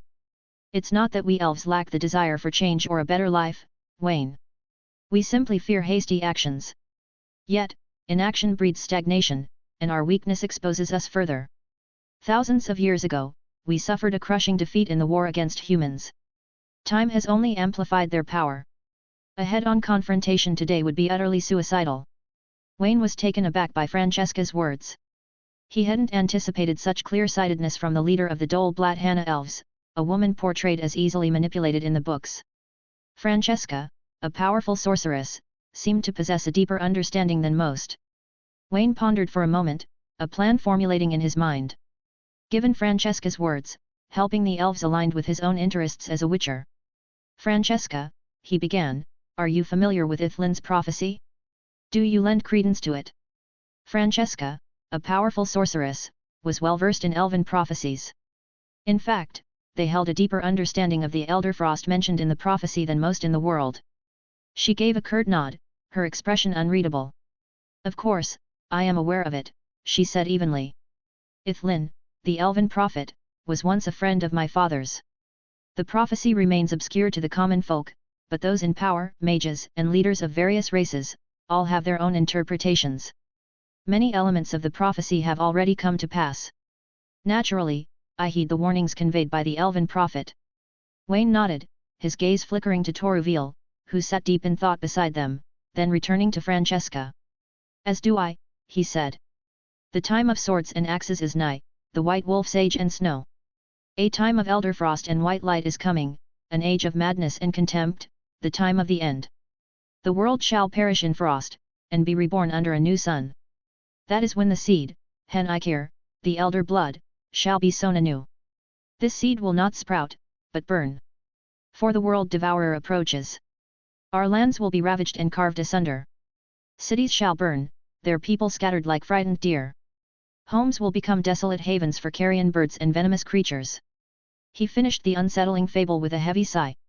According to the prophecy, he continued, his voice low, wars, plagues, famines, and relentless slaughter will soon grip the world once more. Wayne glanced around the encampment, a flicker of concern in his eyes. He conceded, the current state of the northern kingdoms, the empire, and even distant lands seems to mirror the prophecy's warnings. There's truth to these words, Francesca remarked, a hint of bitterness lacing her tone. Humans, for all their advancements, remain a race consumed by greed and prejudice. Having established dominance, Wayne added, they see no external threat, only rivals within their own species. Power and dominion, that's the new battleground. When human kingdoms tear at each other, engulfed in continent-wide warfare, Francesca said, a glint hardening her eyes, that's the opportunity other races have been waiting for. The window won't stay open long, perhaps a decade, maybe two. The prophesied return of the elder blood will mark the true beginning of this fated era. Until then, Wayne said, his gaze sweeping over the assembled Scoia'tael, all who fight for survival under human rule, witchers, dwarves, elves must unite, build their strength, and bide their time. The hour of reckoning approaches. After a tense dinner, Wayne and Toruvil took their leave of Francesca, returning to the Caedwen ruins. As they had planned, it was a simple meal, a brief exchange of perspectives, and a swift conclusion to their business. The encounter felt akin to forging a new bond. Neither side was ready to lay all their cards on the table, a natural consequence of burgeoning trust. Yet, Francesca Tilney, a sorceress of immense power, surprised Wayne with her generosity. Beyond the promised reward of 2 priceless elven magi tech armors for his relic hunting efforts, Francesca offered future assistance with spells if needed. While left unsaid, a subtle alliance had formed. In moments of dire need, Wayne had gained a potential collaborator. Wayne found this prospect far more reassuring than his entanglement with Kira Metz. Francesca, an elf like himself, shared his plight and goals. Kira, a human sorceress, would inevitably prioritize her own race, and their romantic bond could easily dissolve in the face of such allegiances. For now, Wayne's strength and influence weren't enough to forge an equal partnership with Francesca, who wielded the near entirety of elven resources. But Wayne wasn't one for haste. The year was 1250, and it was his second as a witcher. Before true pandemonium erupted, he had nearly a decade to bolster his power and sway. A witcher with his own prowess and a helpful system at his back had ample time. According to the unfolding narrative, Ciri, the prophesied child of destiny, would be born next year. Wayne might even cross paths with the figure destined to ignite continental warfare, Emervar Emrys, the flamboyant emperor of Nilfgaard. Chapter 122, Kaer Morhen. After a 9-month absence, Gerald and Wayne rode back to the keep of the Wolf School Witchers. Before they could lead their horses to the stables, the castle gate creaked open. A tall, white-haired figure emerged, his beard as crisp as winter snow. It was Vizima, the grizzled master of the Wolf School. He squinted against the sun, peering towards the approaching riders. A smile, genuine and crinkled, edged itself across his weathered face as he recognized Gerald and Wayne. "Gerald, Wayne, lads, back early this year, are we?" A faint smile played on Gerald's lips as he acknowledged Vizima with a nod, his usual stoicism masking his warmth. Wayne, ever the extrovert, dismounted and threw his arms around the old witcher in a hearty embrace. Vizima reciprocated Wayne's hug with a vigor that belied his years. He patted Wayne's back, his smile deepening. "Good to see you whole, child," he rumbled. "Seems you've thrived this year. You've packed on some muscle since you left." Wayne released Vizima from the embrace, a grin spreading across his face as he glanced skyward. The midday sun cast long shadows. "All's well, master," he said. "It's nearing noon. I'll head to the kitchens and see what grub they have. We brought back a few bottles of decent ale. A proper meal and conversation can wait a bit. Speaking of," he added, a touch of concern flickering in his eyes, "have Lambert and Eskel returned yet?"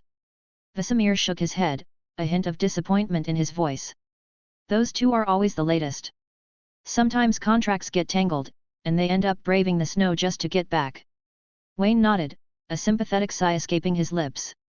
"We'll save them a plate then. In the meantime, I'll see what I can whip up in the kitchens. Oh, and master," he said, a mischievous glint in his eye, "I have a surprise for you later." An hour later, the three witchers sat huddled around the worn wooden table in the hall. A crackling fire roared in the hearth, casting dancing shadows on the stone walls. A neat stack of firewood, enough to last a month, lay beside it, a testament to Vizima's preparations for the coming winter. Above the fireplace hung several slabs of cured meat, a way to preserve their winter stores. The warmth of the fire chased away the chill, and the hearty meal on the table warmed the hearts of the weather-beaten witchers. "Master," Wayne began, his enthusiasm bubbling over like a child's, "let me introduce you to some new dishes I've perfected this year. We have crispy fried fowl, a spicy stew that'll set your beard aflame, and these." He gestured towards plump parcels of dough. "These are dumplings. Filled with meat and best enjoyed pan-fried. Trust me, they're a treat." Throughout the meal, Wayne transformed into a culinary showman, his own skills and the system's enhancements elevating even the simplest fare into delectable morsels. The feast was a symphony of flavors, leaving even Gerald, the white wolf, momentarily speechless as he devoured everything in sight with a contented expression. Their trek back to Kaer Morhen from Vizima had been arduous, and a month without Wayne's culinary magic had Gerald craving a proper meal. The old witcher, too, devoured the food with gusto, the warmth of the company adding to the pleasure. After a few mouthfuls, Vizima shifted his focus to Wayne's experiences. A wry smile played on his lips as he spoke. "Your past year seems to have been eventful, hasn't it? Deities, dragons, giants, encounters worthy of a bard's song. You, a fledgling witcher barely a year out of training, have stumbled upon more trouble than most seasoned veterans." Wayne scratched his head, recognizing the underlying message. Vizima was gently prodding him to seek a more balanced approach, to cultivate a life beyond courting chaos. "While the adventures were many, master," Wayne replied, "so were the rewards. Look at me, a house in Vizima, a master-crafted silver sword, a loyal steed, and most importantly, friends. I value friendships, master. They provide a network of support in times of need."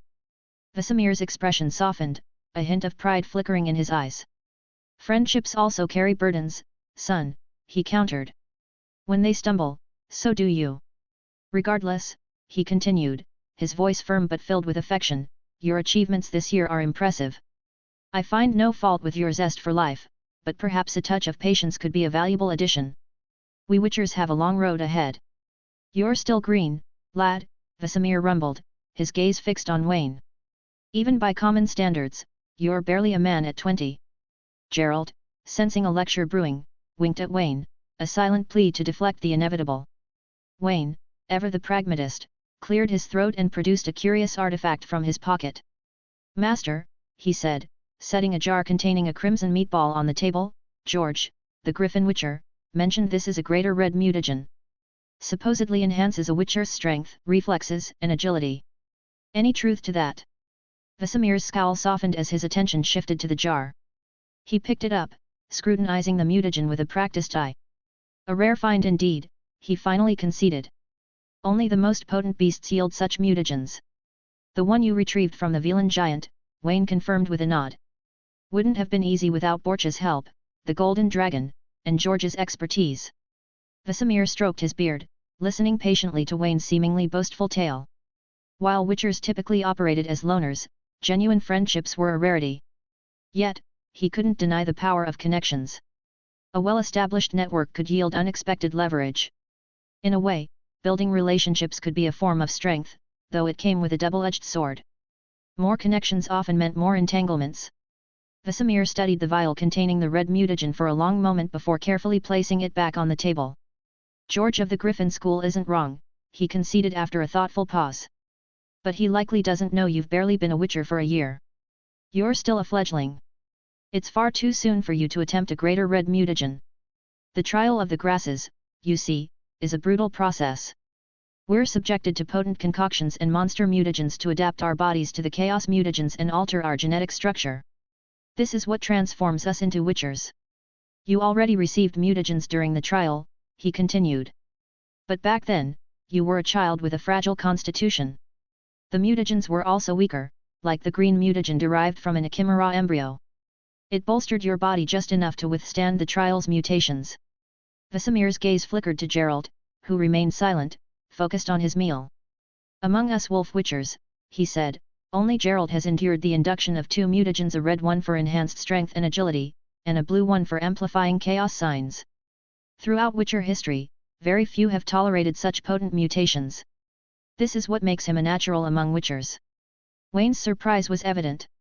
While the books and games alluded to this, Vesemir's explanation offered a far deeper understanding. Vesemir's explanation hung heavy in the air. Wayne, for all his confidence, couldn't help but acknowledge the wisdom in the old Witcher's words. Perhaps being thrust into extraordinary circumstances had fostered a sense of invincibility in him, but Vesemir's reminder grounded him. Indeed, Vesemir rumbled, his voice laced with experience. The path is a demanding one, and rushing the trials can have dire consequences. Your body, though enhanced by the Lady of the Lake's blessing, still needs time to fully acclimate to the rigors of being a Witcher. Mutagens are potent elixirs, lad, he continued, his eyes glinting with a touch of warning. Even for seasoned Witchers, they carry unforeseen risks. It's best to let your body mature before attempting something as potent as a greater red mutagen. Wayne, ever the pragmatist, conceded the point with a nod. Perhaps you're right, Master. While I wouldn't mind sharing this with Gerald, Lambert, or Eskel, it wouldn't be wise to rush things. I'm confident I'll have more opportunities to acquire such mutagens in the years to come. Chapter 123, Dire Wolf. The air in Kaer Morhen castle hung heavy with the smell of piped tobacco and muttered curses. Gerald's voice, roughened by years of monster slaying, echoed through the room with a hint of amusement. Ha! Lambert, you're out of cards. Blast it, Lambert, he slammed his hand down on the table, revealing a card depicting a powerful horn. Look at this. My decoy card doubles my melee unit's strength, giving me a total of 72 points. You lose. A few seconds of stunned silence followed before Lambert exploded. This is rigged. There's no way you could draw 3 leader cards in a row. You must be cheating. Gerald, a sly grin plastered across his face, wagged his fingers playfully. Pure luck, my friend, pure luck. Every time I play Gwent with you, Lambert grumbled, my luck seems to desert me completely. Come on, Don't be a sore loser, Gerald chuckled. 20 crowns is hardly a fortune. Think of it as an investment in a good bottle of wine. Lambert reluctantly pushed the coins across the table. Damn it all, he muttered under his breath. I knew I shouldn't have bet so high. A year's worth of savings gone in just a few games. Gerald, unfazed by Lambert's woes, leaned back in his chair. Don't worry about it, brother. If you're truly strapped for cash, you can always ask Wayne for a loan. Remember, coming spring, we'll be heading to Vizima with him for that new contract. Apparently, the young witcher's pockets are lined with coin these days. Lambert scoffed at the suggestion. Gerald chuckled, his eye glinting with amusement. Winter's long, Lambert. When your Gwent coin purse runs dry, that stubborn streak might soften up a bit. While the seasoned witchers bickered over cards, outside in the Kaer Morhen training grounds, Wayne practiced swordsmanship with Eskel. Honing his swordsmanship was a core aspect of Wayne's training in this harsh winter. Though boasting exceptional control over his mutations, Wayne's physical prowess, while impressive, placed him firmly in the highly skilled category. True masters like Eskel remained out of reach. It wasn't a matter of raw strength or speed, Wayne possessed both in abundance. The gap lay in his lack of real-world combat experience and the diverse techniques honed through countless battles. Eskel, a renowned swordsman known for his stoicism and preference for non-human companions, proved to be a patient and meticulous instructor. Gerald had once remarked on Eskel's aversion to brothels, his only interest lying with those with horns, a veiled reference to the Bruxy, powerful female vampires. The clang of steel echoed across the training ground as Wayne and Eskel sparred, both relentless in their attacks. Even with his superior strength and speed, if he fought without limitations, Eskel's mastery of swordplay and tactical maneuvers would leave him overwhelmed within 2 rounds. Forced to fight within the constraints imposed by his mutations, Wayne absorbed every lesson, frustration warring with focus. As their training sessions grew longer, Wayne discovered that while his raw strength and speed couldn't guarantee complete victory over Eskel, the Witcher's endurance often faltered first during their intense bouts. Eskel slumped onto a nearby wooden bench, wiping sweat from his brow. Yielding to youth again, he wheezed. Young Witchers in training have boundless energy. I need a moment to catch my breath. Wayne, slightly out of breath himself, grinned. I was merely exploiting my superior physicality, Eskel. But Gerald mentioned your strength and agility should see a significant boost after the greater red mutagen. Indeed, Eskel replied, a genuine smile breaking through his usual stoicism. For years I've searched for a suitable greater red mutagen, but I haven't found a suitable one. Imagine my surprise when you returned after just a year with such a gift and one you were willing to share. Don't worry, Wayne said, waving a dismissive hand. Consider it a fair exchange. After all, I'll need your assistance with the upcoming mission at Lake Vizima. Boosting your power benefits us both. Eskel nodded, a silent understanding passing between them. Unlike some witchers, words weren't his forte. He simply affirmed, just say the word, brother. The first half of the year, I'll be scouring to Maria for contracts. Wayne chuckled. The Wolf School witchers, for all their gruff exteriors, possessed a loyalty that transcended words. When called upon, they wouldn't hesitate.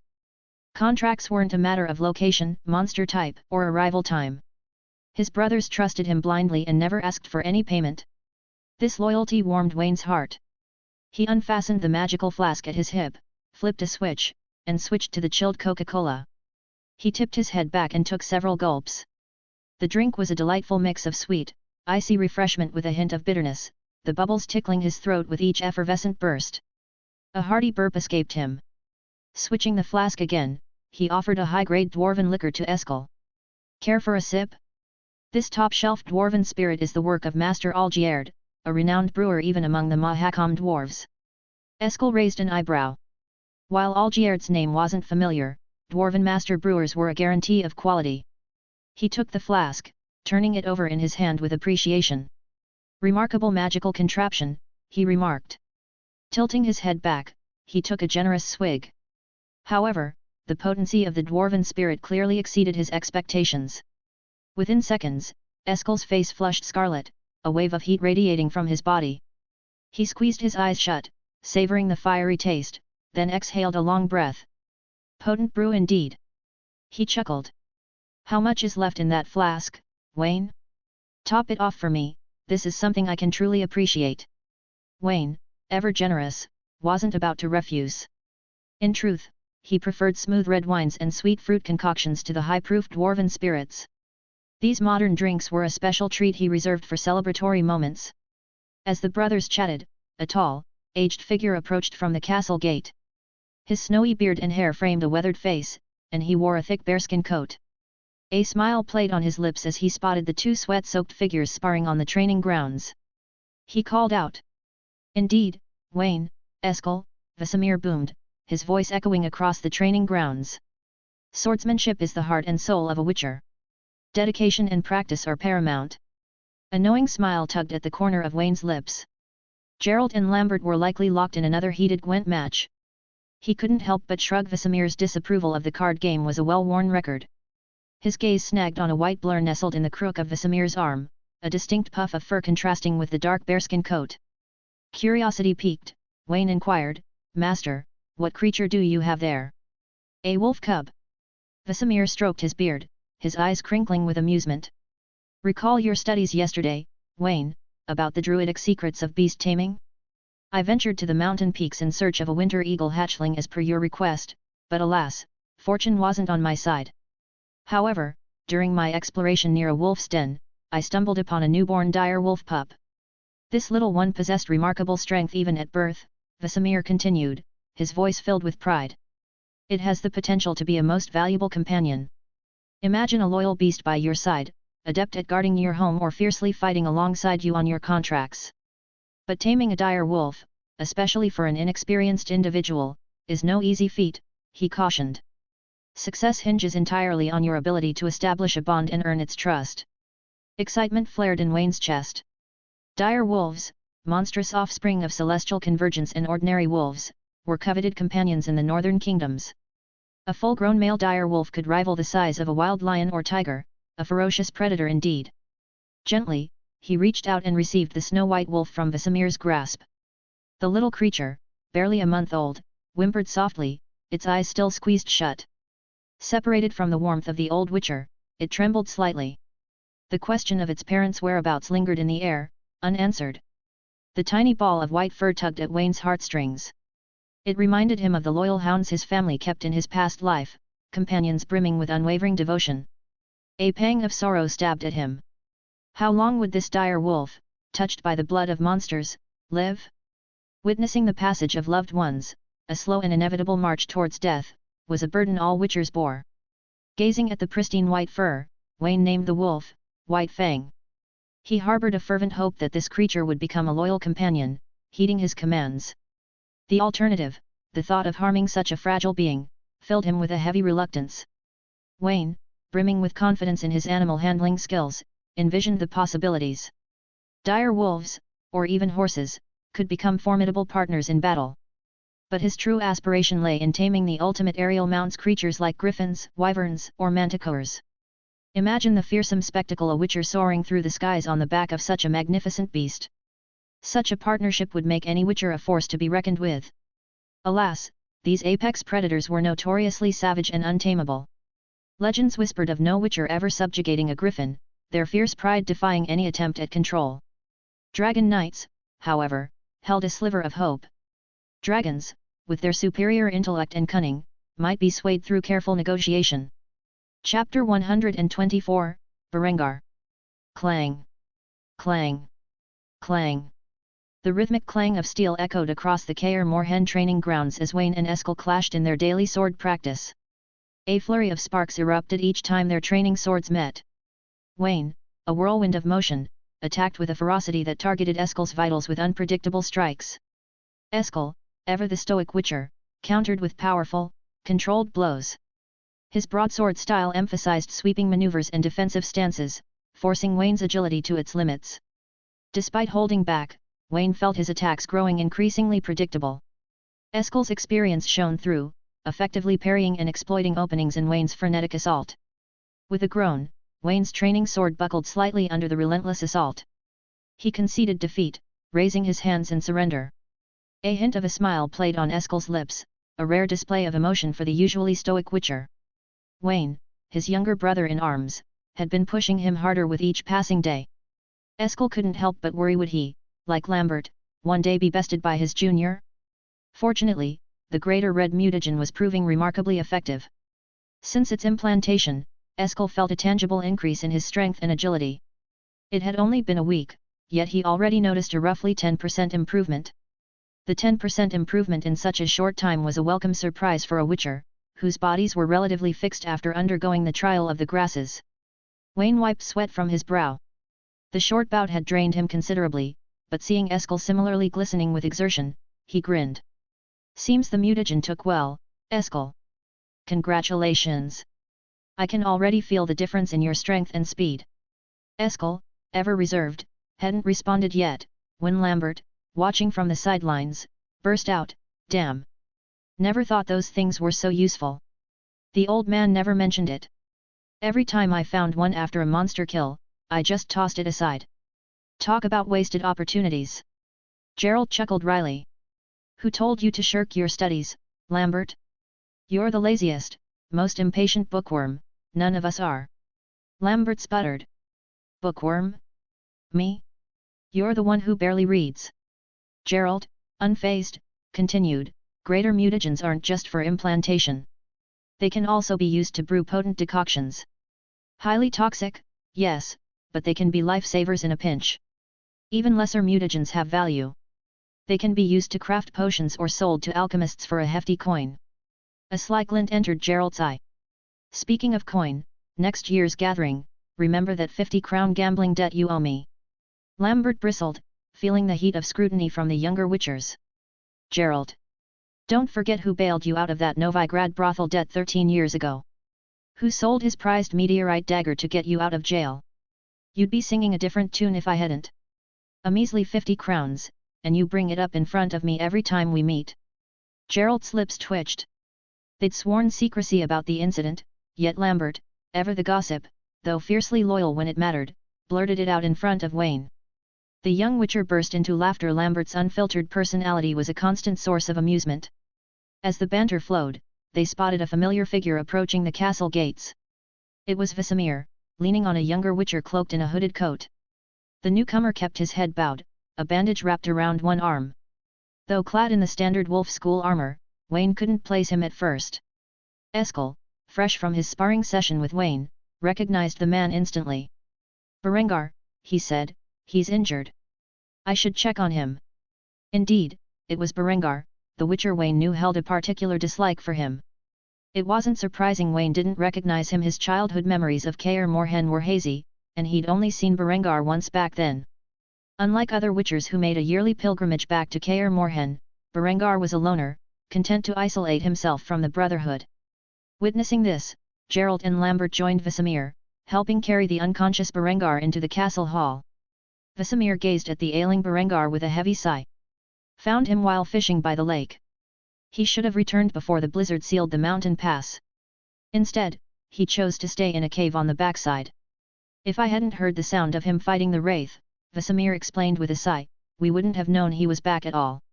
Eskel, having sparred with Wayne earlier, seemed the most familiar with Bangar's condition. He helped remove the witcher's armor, revealing bandages not only on his arm but also a thick dressing around his lower abdomen. The wraith fight might have aggravated Bangar's injuries, blood staining the bandages anew. Gerald's gaze turned serious. "How was he wounded, Vizima? Did he encounter trouble?" Vizima retrieved a fresh roll of bandages and needle with thread from his pouch, offering them to Eskel. "He wasn't unconscious at first," he said, gesturing for Eskel to assist with treating Bangar's wounds. "He lost consciousness from blood loss on the way back after I found him. It's nothing major," Vizima continued. "He hadn't planned on returning this year. Last month, on a contract in a Kaedwen village, he fought a powerful Aracha's queen. The injuries he sustained were severe. Not only did he fail to receive his payment, but a mob of angry farmers with pitchforks chased him out. Outnumbered, he fought his way out, wounded and stripped of his belongings, everything but his silver sword. Yet, for reasons unknown, he chose secrecy, isolating himself in a cave on the backside of the mountain, refusing to return to the castle." A somber silence fell upon the group. Bangar, indeed, was an outlier compared to the camaraderie of the wolf school witchers. He preferred solitude, rarely interacting with them. Even during his visits, he kept to himself, avoiding meals or conversation. Lambert, ever blunt, scoffed. Typical Berengar. He loathes his witcher identity. If not for fear of death, he might have committed suicide long ago. Vesemir glared at Lambert before turning to Wayne. "Son," he said, his voice gruff yet laced with concern, "fetch some hemostatic herbs to stop the bleeding. Prepare some light food as well, broth or wheat porridge would be easiest on his stomach. Living alone in that cave, Berengar's body is likely weakened. A strong potion like swallow might be too harsh for him right now." Wayne acknowledged the request with a nod. As he reached for the herbal remedies, a thought struck him. He rummaged through his pouch and retrieved the last vial of his intermediate troll decoction. "Master," he offered, presenting the vial to Vesemir, "use this potion. A druid gave it to me. It's non-toxic and has potent healing properties." Wayne wasn't fabricating a story. While the concoctions used by druids differed vastly from witchers' elixirs, these protectors of nature did possess herbal remedies capable of healing non-mutated humans. After his departure from Kaer Morhen, Wayne planned to visit the renowned druid Elder Keenster in the Vizima forest. He intended to seek guidance on animal taming and, incidentally, replenish his stock of such healing potions. Though witchers, with their enhanced physiology, rarely relied on such non-mutagenic remedies, Wayne recognized their value. In specific situations, a non-toxic potion could prove invaluable. Chapter 125, Recruiting Berengar. The intermediate troll decoction helped stabilize Berengar's injuries, but his recovery would be slow. He awoke only the next day. Due to the general lack of closeness between Berengar and the others, Eskel, having sparred with him recently, took the initiative. He diligently watched over Berengar throughout the night on a spare cot in the hall. By breakfast time, Eskel helped a still weak Berengar to the dining table. Despite his rough demeanor and dry, raspy voice, Berengar offered his sincere thanks to everyone, including Wayne, for the healing potion. Yet, his discomfort in social settings remained evident. Even the delicious meal Wayne prepared seemed to hold little appeal. He ate silently, head bowed, devoid of any enjoyment. The presence of this solitary figure cast a slight shadow over the usual jovial atmosphere. Conversation at the table was more subdued. It was a brief interlude, however. After breakfast, Berengar wasted no time in taking his leave. True to form, he retreated to his room, vanishing from sight for the rest of the day. The harsh winter kept Kaer Morhen relatively incident-free. The witchers of the Wolf School filled their days with familiar routines: Gwent matches, sword practice, and delving into the castle's library to bolster their knowledge of monster hunting. Evenings at the dinner table became occasions to share monster lore and personal experiences from the past year. News of Geralt spending a significant portion of the year with the sorceress Yennefer piqued everyone's curiosity. They peppered him with questions, eager for details about the White Wolf's life with the powerful sorceress. As Wayne listened, he couldn't shake off a vague premonition, a sense of Yennefer's strong personality and perhaps, an even stronger need for control. Despite Geralt's outward amusement, the others held back further questions, silently offering their well wishes. As the youngest witcher, Wayne took charge of the daily cooking. Geralt handled hunting for meat and wild vegetables. Vesemir, intrigued by Wayne's past, even helped him refurbish the old vegetable garden, planting winter-hardy crops. Lambert and Eskel tackled the more physical tasks: chopping firewood, caring for the horses, and keeping the castle's roof clear of snow and debris. In this way, they functioned like a family, sharing chores and enjoying a peaceful winter. Beyond sword practice, studying lore, cooking, and attempting to tame White Fang, Wayne had another responsibility. Each day, he delivered a portion of their meals to Berengar's room and helped change his dressings. Vesemir, in a private conversation, had revealed Berengar's backstory. Like most witchers, Berengar was a product of hard work and tragedy. Vesemir had rescued him as a child from a bandit raid. Orphaned and alone, Berengar was brought to Kaer Morhen. He was one of 8 children who trained together, and the only one who endured the rigorous trial of the grasses. However, his mutations were the weakest in the group. This not only robbed him of the ability to have children but also took his childhood companions. The harsh training and mutations also shaped Berengar's personality, making him an outsider. His subpar mutations meant he faced greater challenges on the path than most witchers. Even seemingly simple contracts proved more difficult for him. Vesemir's sigh spoke volumes. Looking back, he spoke to Wayne, sometimes wonder if taking him in was the right choice. Perhaps an orphan's life, though harsh, wouldn't have burdened him with the pain he carries now as a witcher. Unlike the others, Wayne, a witcher himself, understood Berengar's deep-seated loathing for his witcher identity. Berengar yearned for a normal life, a wife, children, a family of his own. A dream forever denied. Decades later, the salamander's brutal torture forced Berengar to betray Kaer Morhen. It was a desperate choice made under the threat of death. To his credit, he later redeemed himself by sacrificing his life against the salamander's mages. Being a witcher was a brutal existence. Constant danger, physical agony, and social ostracization were all part of the path. Their enhanced lifespans meant this torment could stretch for centuries, a chilling thought. That evening, Wayne, a plate of food in hand, pushed open the door to Berengar's room. The usually quiet man was surprisingly packing his meager belongings. He offered a curt nod upon seeing Wayne but remained silent. Wayne placed the food on the table, his gaze lingering on Berengar's still healing wounds. After a moment's hesitation, he spoke, perhaps overstepping his bounds. "Berengar, are you leaving tomorrow?" Berengar paused briefly before regaining his stoic composure. "Yes," he rasped, his voice weak. "I leave tomorrow." Wayne sighed inwardly, resigned to Berengar's decision. He had no choice but to express his thoughts before the person left. "Leaving now is too risky, Berengar," Wayne cautioned. "Your injuries haven't fully healed, and you have no supplies, horse, or equipment. The spring thaw has just begun, and the weather's still unpredictable. You could easily collapse on the road." Berengar stared up at Wayne, a flicker of something crossing his features before he replied, "I understand, but I need to leave as soon as possible." Sensing Berengar's resistance, Wayne decided to be more direct. "Is this about wanting a different life, Berengar? Are you done with the path?" Berengar's movements hitched at the question. He slowly raised his head, his usual stoicism replaced by a flicker of vulnerability. "Why do you ask, Wayne?" Placing the dire wolf cub on the floor, Wayne pulled up a chair and sat. "Vesemir told me about your past. It's been a life filled with hardship. Misfortune seems to follow you around. It's no wonder you feel this way, Berengar. Many witchers grapple with these thoughts. You're just more vocal about it." Berengar sighed, his shoulders slumping slightly. "You're young, Wayne," he rasped. "Wait until you've been a witcher for decades.